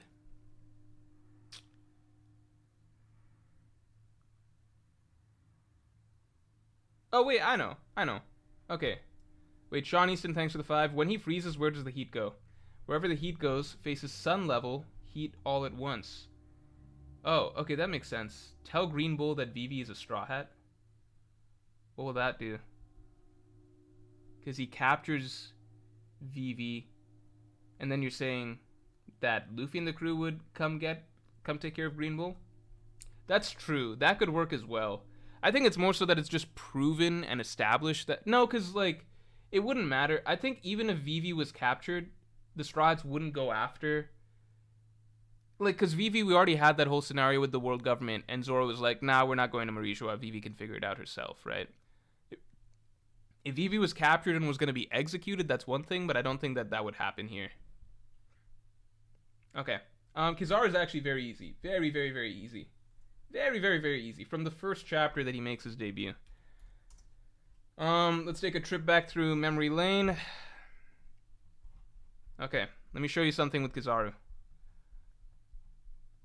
Okay. I'm gonna show you this. Okay. So Kizaru lands, right? It's 1 in a million, but if I could take him out, then I would instantly become famous. Don't be stupid. He's one of the strongest men the Marines have. Why you? And then he shoots him, right? Doesn't matter. Goes straight through his head. Why? Because Kizaru's a Logia. We replayed this situation, but this guy has a sea stone bullet. Done. Kizaru's dead. Kizaru dies 1 chapter after his appearance. So, yeah, this is pretty straightforward. So we just need to manufacture something similar to this, right? The key is basically Kizaru most likely is not... Like, Kizaru's not expecting a sea stone bullet here, right? He just figures the guy has a normal gun, normal bullet. So he doesn't do any effort to dodge, right? So I'm thinking... Yo, what do I even really have to plan here? I literally just have to play... Like, I just need to pay a guy to run up to Kizaru and be like... like... Yeah, I just need to pay a random guy when Kizaru shows up to take a shot at him. That's it. Lazy Mofo says they can send Sea Stone. Come on. Oh, no, but I'll put it in a Could it be in a capsule? Yeah, we can just put it in a capsule. Put it in a lead capsule so the Sea Stone can't be sensed. Yeah, I think that should work. Raffi DeGoat says Kizaru can just dodge. No, but the point is he doesn't dodge, right? He doesn't. I don't think they can sense Sea Stone. What do you guys mean they can sense Sea Stone? I don't think they can sense Sea Stone because if you look at let's say like 924. Okay, so like Law gets shot by stuff. And then Law only realizes, like, as far as I've seen, characters only realize something is Sea Stone once they've been hit by it. I don't think I've seen characters just sensing Sea Stone from afar. Heriberto Benitez says, but Kizaru probably has future sight. That has yet to be confirmed. I definitely think that's believable. He did do some stuff in the Marineford War that seemed to imply future sight. But here's the thing everyone forgets about future sight. Characters don't just normally have future sight on. Only Katakuri was the only character to date that was confirmed that he just has future sight on all the time. And that was a huge part of his character, that he's always watching, always vigilant, etc. That's not everybody else. Most other characters, they use... It's the same way characters don't just always have like armament haki on, and they don't always just have conquerors haki on. For some people are like... For some reason, people are like... Oh, but these characters will obviously always have observation haki on. That doesn't make any fucking sense. They don't, like, haki drains energy. People don't just walk around with haki on. Like, it's always established when a character starts using future sight, It's not like Luffy's walking around using Future Sight all the time. Again, Katakuri, it's a huge deal that he uses Future Sight. Kizaru clearly is not, like, he's just underestimating everybody here. And he is surprised by things that happen over the course of this. Like, he was surprised when Apu blew him up. He's not just using Future Sight normally. He was surprised when, like, he didn't know that, like, Hawkins was gonna survive his stuff. Like, he's still not. Fujitora has to use Haki all the time. That's true. I forgot about Fujitora. Forgot about him. He's blind. But Katakuri's the only one that it's like made a big deal. Like, yeah, he's using Future Sight all the time. Other characters, it's never established that they're always using Future Sight. Kizaru, we can see him like he's not doing Future Sight things where he knows what answers people are gonna give. It's never implied that he's just aware. Like, he's usually like I don't think he's predicting the future here at any point. You can also see during the like the Straw situation, he didn't predict that Rayleigh would show up. Rayleigh just showed up. Kirby in Alice Jotaro says he'll probably use Future Sight when he sees a gun. Why? For him, he has no reason to suspect any sort of like foul play. You think Kizaru?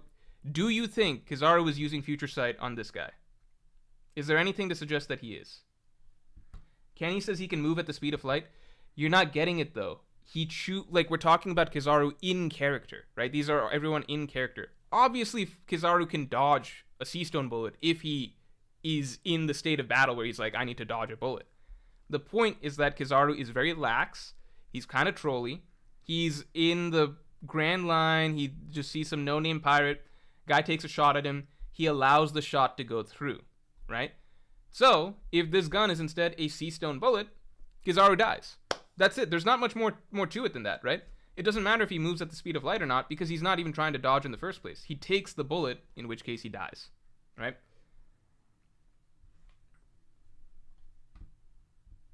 I think this is pretty straightforward. There's nothing that suggested anywhere in this Sabaody arc that he was ever using Future Sight. It's never established that, as far as I know, that Sea Stone can be sensed from a distance. Yeah, and it's established to be in character that Kizaru would just take a random person's bullet just to troll. That's it. I need some actual arguments. Andrew Noah says, yes, if Kizaru saw that was a Sea Stone vision in Future Sight, he'd dodge. Yeah, if he saw that, but you need to establish that he would, in this moment, choose to use Future Sight. Because do you think he used Future Sight right here? I don't think so. Right? So he didn't know. He's not going to know whether it's a Sea Stone bullet or not.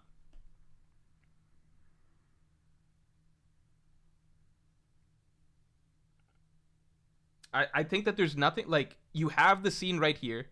It is established. This is what Kizaru would do. This is in character. This is canon. This is what he would do if a random fodder guy just pointed a gun at him, which is he would take the bullet to troll. That's it. Turns out the bullet is not a bullet that you can just shake off because it's a Sea Stone bullet. So it didn't work out too well for you there, did it, Kizaru? I think this is pretty straightforward. Camel War says, what if he did dodge it though? Need a better way that is 100% sure? No, because this is like the characters are in character, right? So this is like, this scene is canon, right? This is factually what Kizaru would do if in this situation, right? This is canon. This is how he reacts, right? There's no need to do a second, because then it's like, well, then what if we just make up a totally different character, right? That's a different person, right? This is what this character is written to do. This is absolute. This is in the manga. It's like, you know how Luffy got fooled by the Foxy mask when he put the mask on? You can't just be like, well, what if the mask doesn't work on Luffy? It's like, no, but it does, because it's written into the, like, this is what his character is written to be, right? This is who he is. This is what happens. It's established that this is what happens, right? It was like, well, what if Luffy doesn't take the apple from Doc Q, right? No, he would, because that's what's written, right? So we're not going to get into the area of, like, going against what the character is. Based on this scene, Kizaru dies to a Sea Stone bullet. I need another argument, otherwise we're just going to move it along. AJ Ackline says, we're assuming they'd act consistent with only what we've seen. I'm saying we just I'm paying to set up this scenario, which is random fodder guy shoots Kizaru while Kizaru's talking on a Den Mushi. That's it. Like, there's no assumptions here. This is just what it is. This is what Oda wrote, right? Like, again, if you want to play the game of like, well, what if Kizaru just does something totally different? Then we can't really even have this discussion anymore, because you're talking about like, well, what if we just headcanon a totally different type of person, right? It's like, no, this is what the author wrote. You can't really argue against what the author wrote. This is just the only thing we got to go off of, you know? Yeah, I don't really know what to say to that. So we're going to stick to what's written in the story, things that are established in the story. This is how Kizaru reacts. We got Kizaru pretty much dead to rights. On the jogger, well, thanks for the 5. Hire Vegapunk to get drinks with Kizaru one last time before he kills him, but the vodka is actually infused with the juice of a second devil fruit. That could probably work too, but I don't think Vegapunk would do that. You know what I mean? Like, I don't think Vegapunk would. Also, Vegapunk is not a non-superpowered individual because he's eaten the brain fruit, so I unfortunately can't hire him. Like, I don't think Vegapunk would do it for a $3 billion pay. I think that Kizaru would be suspicious if the target that he's hired to kill chooses to offer him a drink. I just don't think that would work. Mickey Mouse win. How's this a Mickey Mouse win? This is what planning is. You're going off of the weaknesses established for the characters to kill them. This is the definition of like a I don't know, whatever the fuck the opposite of a Mickey Mouse win is. It's like the opposite of that. It's like, oh shit, a weakness so clear and simple that it's just hilarious that it hasn't been exploited in the story so far. See chapter, fuck, what chapter was it even? Chapter 507?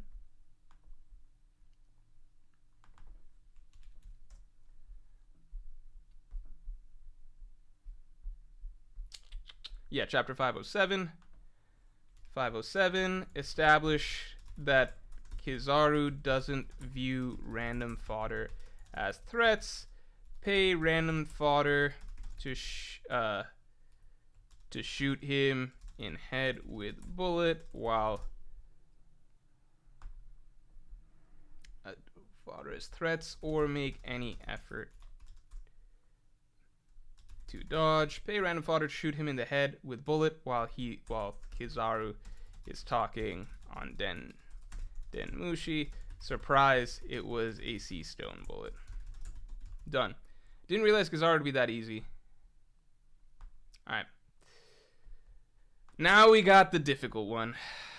Now we got Akainu. Alright, Akainu. How are we doing this? How are we pulling this one off? This one's a tall order. I don't know if we're going to pull this one off.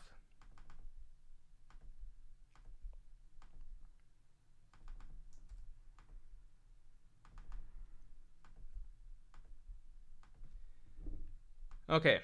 Alright, let's see. Let's see.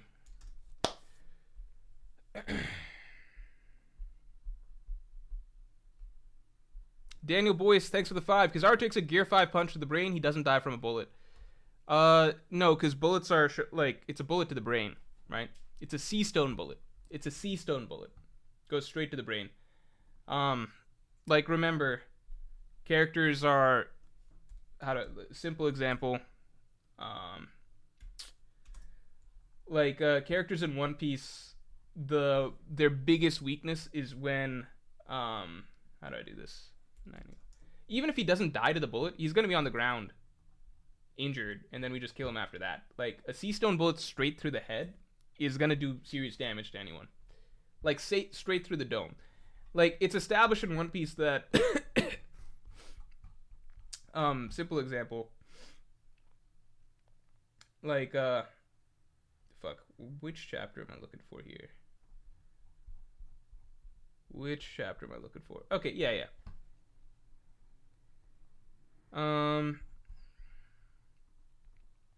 Take a look at this. Who remembers, fuck. What chapter was this? I think it's 971? Yeah. Like, look at this. 972. So Odin can endure, boiling in hot water for an hour. He can endure Kaido's attacks. He can endure Roger's divine departure, right? An advanced Conqueror's Haki attack from, the strongest character in the world, right? His signature move or whatever. But he can just be killed by one bullet. Like, you could just, like, a bullet to the head, that's it. Like, in One Piece, that's just the way it works. It's the same way, like, Roger, the people that executed him at the platform, it's not like those guys had, like, crazy advanced, like, hockey or something like that. It's just, they just killed him, because they could. Because it's just written that way, like, if characters are injured at their vital points or whatever, they just die. It's just the way it is. On top of that, even if that shot doesn't kill Kizaru, I'm going to come around the corner with, like, my machine gun filled with sea stone bullets. And, yeah, I'll finish him off. Don't worry about that. Okay. Akainu. Camel War says Odin didn't have a Logia fruit and isn't faster than the bullet. I don't think you're following. The scene I just showed you guys from chapter 507, Kizaru's not going to try and dodge the bullet. He just gets hit in the head with the bullet.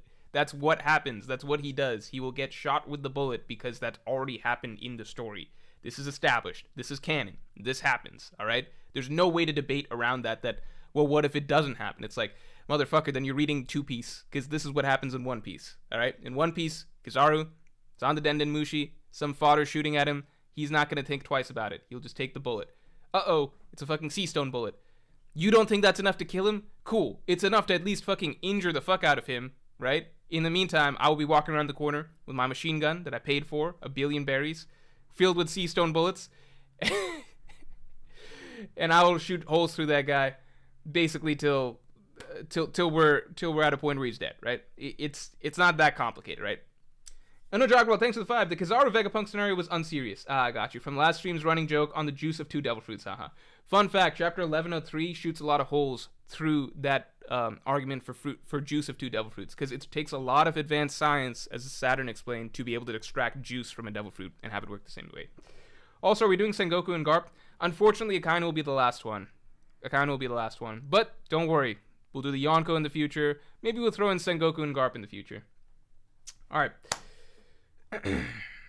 Shmurda says he'll react to Sea Stone. Why? Why would he react to... How would he react to Sea Stone? Would he react once it's already like halfway through his brain?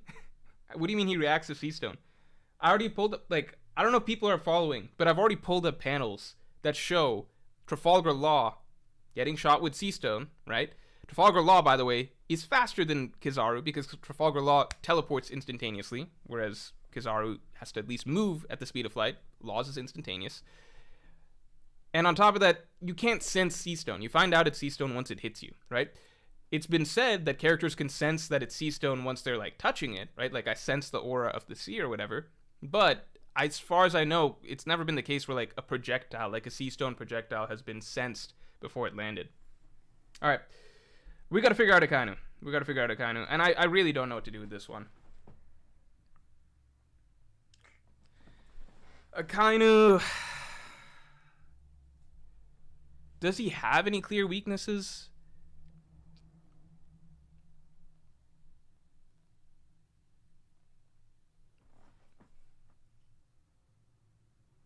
I don't know what his weakness would be. Like, he has no personality. Like, he's too serious to have... Like, he's not going to troll around like Kizaru.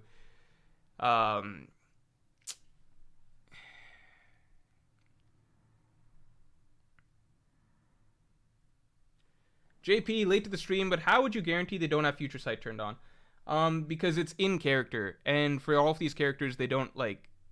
If you're talking, like, we're in the heat of battle or something, that's a totally different story. But this is just, in character, right? Like, Aokiji, I don't see how Future Sight really stops it, like, unless you think he uses Future Sight for... Like, this is mail. Like, it's mail being sent to the Blackbeard Pirates. The Aokiji can't really do anything about that. Kizaru, he never had Future Sight on at Sabaody. There were enough instances of him being surprised that indicate that he didn't have it on. And in general, like, these characters aren't walking around with Future Sight on, that we've seen. We've never seen it suggested that Fujitora is walking around with Future Sight on. If there's panels that prove that they have Future Sight on at all times, then that changes the story. But if anything, there's lots of panels that suggest that... Lots of panels and instances that suggest that even top-tier characters don't have Future Sight on all the time. Only Katakuri does. He has shit justice. He's prideful. Okay, these are moral flaws. I'm talking about like flaws in terms of like logistics. Like how can we exploit them to fuck him up? Celestial dragons can order him to die. Expose world government crimes, maybe. We get him to die of stress from desk tasks. Weak to earthquakes. Okay, ISIS-1155 has something a little complicated. Buy a devil fruit, impersonate the Gorosei. Now the plan's already lost. How am I gonna impersonate the Gorosei? Shimurda says, tell him Kobe got his daughter pregnant. Akainu kills Kobe, Luffy kills Akainu in revenge. Unlocks gear death. You realize that Akainu killed Ace, and Luffy is still not exactly like going after Akainu in revenge. I think Akainu killing Kobe isn't exactly gonna tip the scales suddenly for Luffy to be like, oh, that's it. You might have killed my brother that I knew for like for like 10 years. But killing Kobe, who I was friends with for half a day, that's where I draw the line. It's time for gear death. I don't know about that. Emil Diaz says Garp. I don't know if Garp can even kill him. I don't know. That's the thing. Like, other characters, we can manipulate them to get them killed by somebody else. I don't even know who we can send to kill Akainu. That's a sure shot, you know? And Akainu runs the Marines, so he's never going to be unguarded, really. He's going to have a lot of resources. Like, Aokiji, at least Aokiji's by himself. The Blackbeard Pirates could figure out a way to kill Aokiji. Akainu, it's like, the Blackbeard Pirates can want to kill Akainu as much as they like. They're not going to be able to do it. He's in charge of the entire Marine Empire, like, Marine Armada.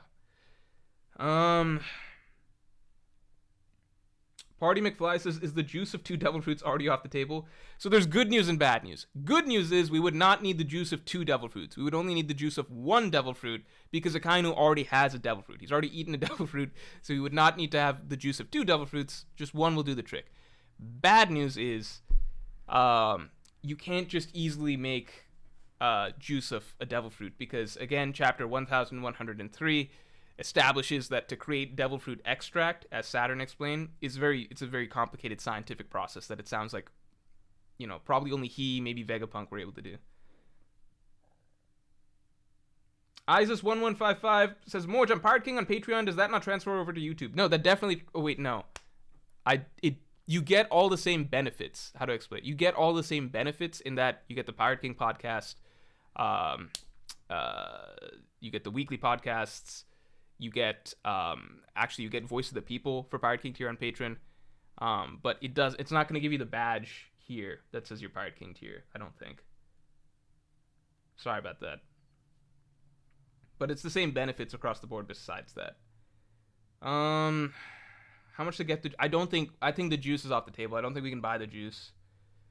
Because the only characters that can make the juice are superpowered characters. And I'm not allowed to hire superpowered characters for the sake of this. So maybe we could... Okay, let's start simpler. Maybe we can make him eat one devil fruit. How would we get him to eat 1 devil fruit?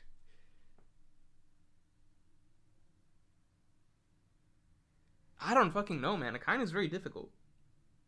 Get Akainu to see Imu so he has to die.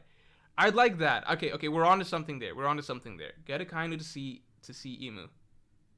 Okay, how do we get him to see Imu? Because Imu's not normally just sitting around on the throne. He's in that hidden room.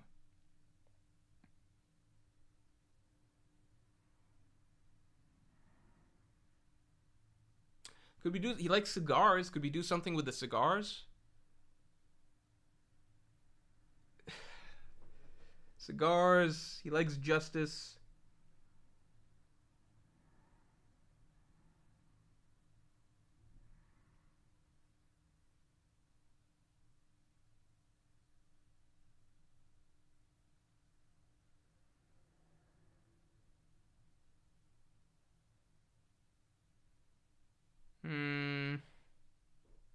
Poison cigarette. Yeah, a lot of these involve isolation, which is hard for him. Because it's like, the others, they're out doing marine work, right? He's at his desk. You can't even lure him out. You would need to send him, like, a package of some sort. We don't even know if that one character is his granddaughter or daughter or not. Ah, shit.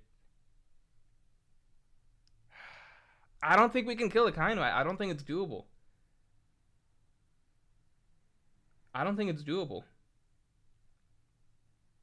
Ketzel Kami says, would they kill the Fleet Admiral for seeing Emu? Yeah, I don't know if that would even work. It's not surefire. I don't think he's easily killable. It's just the situation he's in, where he's never going to be out and about. You can't have other characters kill him, because it's just not, like, reasonably we don't even know who can and can't beat Akainu. And on top of that, he's got the entire Marine Armada underneath his command. So you're not going to beat the entire Marines. He has no vices that we know of. He has no, like, little hole. Like, he's not stupid. He's not easily tricked as far as we know. Loud Waffle says Akainu's so top tier that not even Morj can take him. I mean, I wish that there was some panel like we have with Kizaru or something. Laces cigars.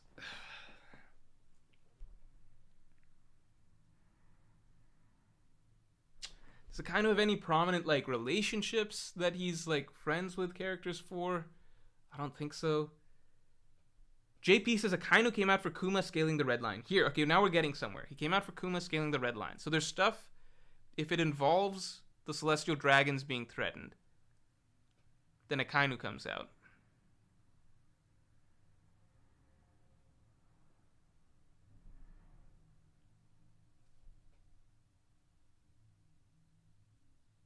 A nuke in his desk? Ah, shit, man.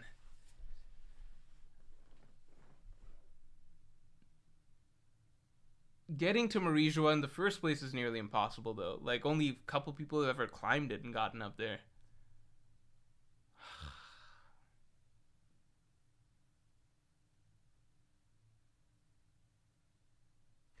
Okay, maybe we do this. Alright, so we know that...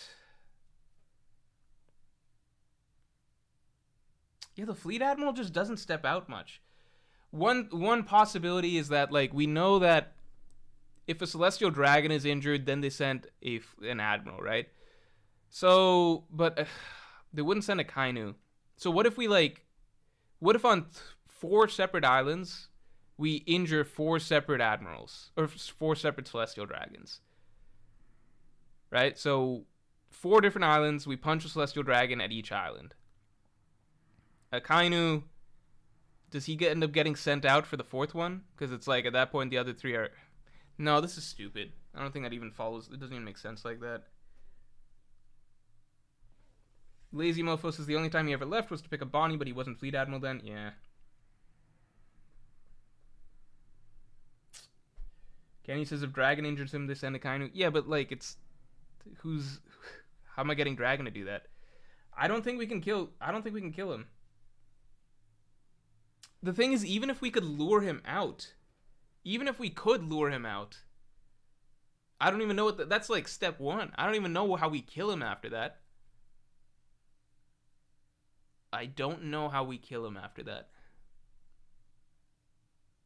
Torchbearer says send one of Queen's viruses in a package to him. Where do we get one of Queen's viruses? Big Al, thanks for the 2. Get him to melt through a boat into the sea. I think it looks like I'm still going to have to do most of the heavy lifting for this one. If those are the ideas we got.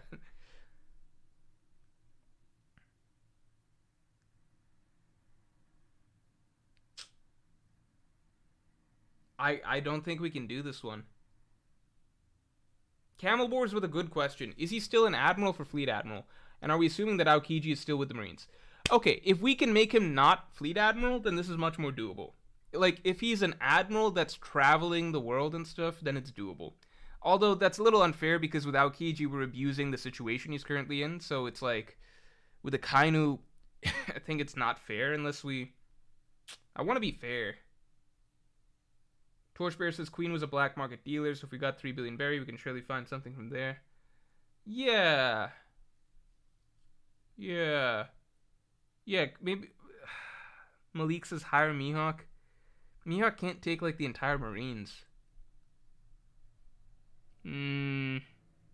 Yeah, I think maybe if I buy something from, like, Caesar or Queen.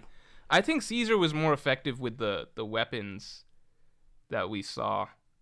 Like, or, I mean, they were both effective, I guess. So I could spend a lot of money. Yeah, I guess this is lazy, but I could spend a lot of money to get the, like, one of Caesar's poison gas weapons, like, from Zoe. And then, I don't fucking know. Send it in a pack of Cubans to him. Except the pack of Cubans is triggered to explode once he smokes them.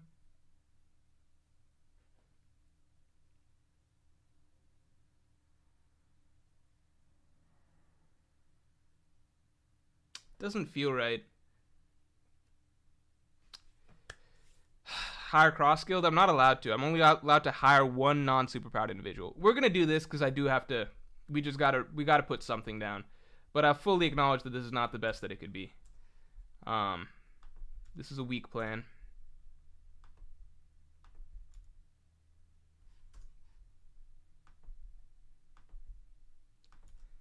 I guess we buy, yeah, let's say buy one of Caesar's poison gas weapons, incorporate it into a cigar, Akainu's favorite brand.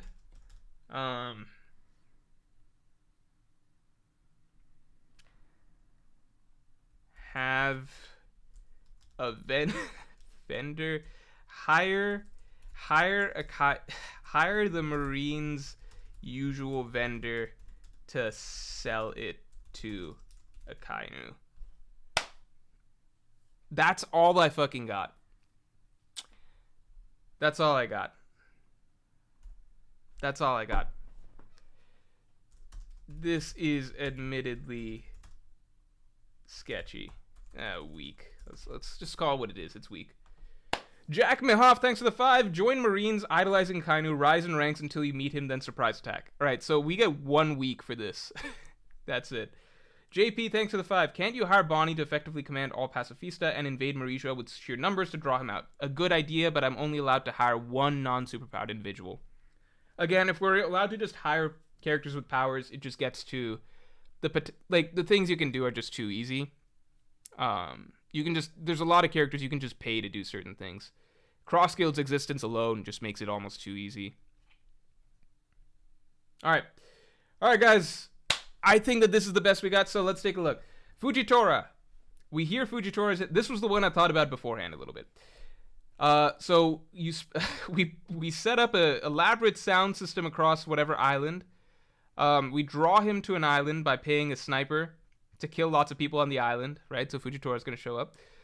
Fujitora shows up. I activate the sound devices. I stun him, and the sniper shoots him with a sea stone bullet. All right, so that's the best way we can do it with Fujitora. Green Bull. Green Bull has a soft spot for pretty young women, as he says in his introduction. We pay a pretty woman to ask Green Bull to capture Makino, and then we send a letter to Shanks saying that Green Bull has captured Makino, and it's pretty much done. Because Shanks doesn't forgive anyone who goes after his friends. Green Bull is toast, because we know what happens when Green Bull runs into the red-haired pirates. I've heard people say that Makino and Shanks are not actually a thing, but it's actually Makino and Ben Beckman. Same result. Ben Beckman's like, hey, Shanks. They're going after... Makino's still Shanks' friend, though, so he would still come after Green Bull. Aokiji. We just have to fuck him over in the situation that he's already in. Like, Aokiji, in my opinion, I think he doesn't make it alive to the end of the series anyway. So this is almost like a waste of time. But, you know, if we got to do it, we just hasten the process, which is getting the Blackbeard Pirates to turn on him, which I think will happen before the end of the series anyway. We send a fake letter to them, just pretending that, oh, it got lost. It was supposed to go to Aokiji, but it got to you guys. It's from the Revolutionary Army. It's thanking Aokiji for feeding us all your secrets. They turn on him, they kill him, right? Whether through direct assault or they execute their own contingency plan for Aokiji, it's in their hands now. Kizaru is the easiest one because Kizaru, it was established in chapter 507 that Kizaru randomly will choose to tank shots, like, for no reason. He just doesn't bother to try avoiding gunshots from weak fodder characters. So, you know, we'll just let Aokiji, or we'll just let Kizaru just get himself killed by paying a random fodder person to shoot him with a... Like, as soon as Kizaru lands on an island, We've already paid a random fodder person on that island to have a sea stone bullet in his gun, and he will shoot Kizaru, and Kizaru will die. If he doesn't die, then I will come out afterwards and shoot him with my gun a bunch of times anyway with sea stone bullets till he dies. And Akainu, this one's sketchy because it's too many like vague things. Like, so we got to buy one of Caesar's poison gas weapons. I don't know how we get it to him. I guess we incorporate it into a cigar. We just have to get the information on who the Marine's usual vendor is, pay them like 2 billion berry to sell Akainu that cigar, and hopefully that works. Onojagro with another idea to close this out. Thank you for the 5, man. Hire someone to bribe a high-up Marine into telling Akainu the location of Dragon's Sun, and then let the Straw Hats deal with him. But the thing is, like, Akainu would send like you realize that's already happening in the current arc, which is Akainu knows the location of Dragon's Sun, which is Egghead Island, and he has sent out like a fleet of admirals, vice admirals, etc. to go deal with him. Like, it's not like Akainu's just gonna waltz over to take care of Luffy by himself. That's the tricky thing about him, right? But a good effort nonetheless. So this is it. This is our full rundown. I think it's pretty decent. I think we got some good possibilities here. I think Fujitora, I would admit, is rough. I think Green Bull is surefire. I think Aokiji is pretty surefire. Kizaru is absolute guaranteed because it already happens in the story. It's just a sea stone bullet being swapped in instead. Akainu is really rough. I'm not satisfied with what we did for this one, but it is what it is. Fujitora, again, it's rough as well. But then these 3 I think are pretty solid. So after this, I don't know. Like, if we could take out the Admirals, I think we got a good shot at the Yonko. Because I think the Yonko are more... They have more vices and flaws, I think, that can be exploited than the Admirals. We also have more information on the Yonko. The Admirals, we have generally limited information on them as characters. So next time when we do the Yonko, I think I think this was the hardest one to get this out of the way, but I'm not sure. We'll just have to wait and see. All right, everyone. Thanks for tuning in.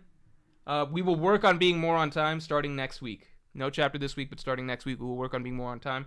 Sorry again for the situation and being late, but won't happen again. And yeah, I will talk to you guys later.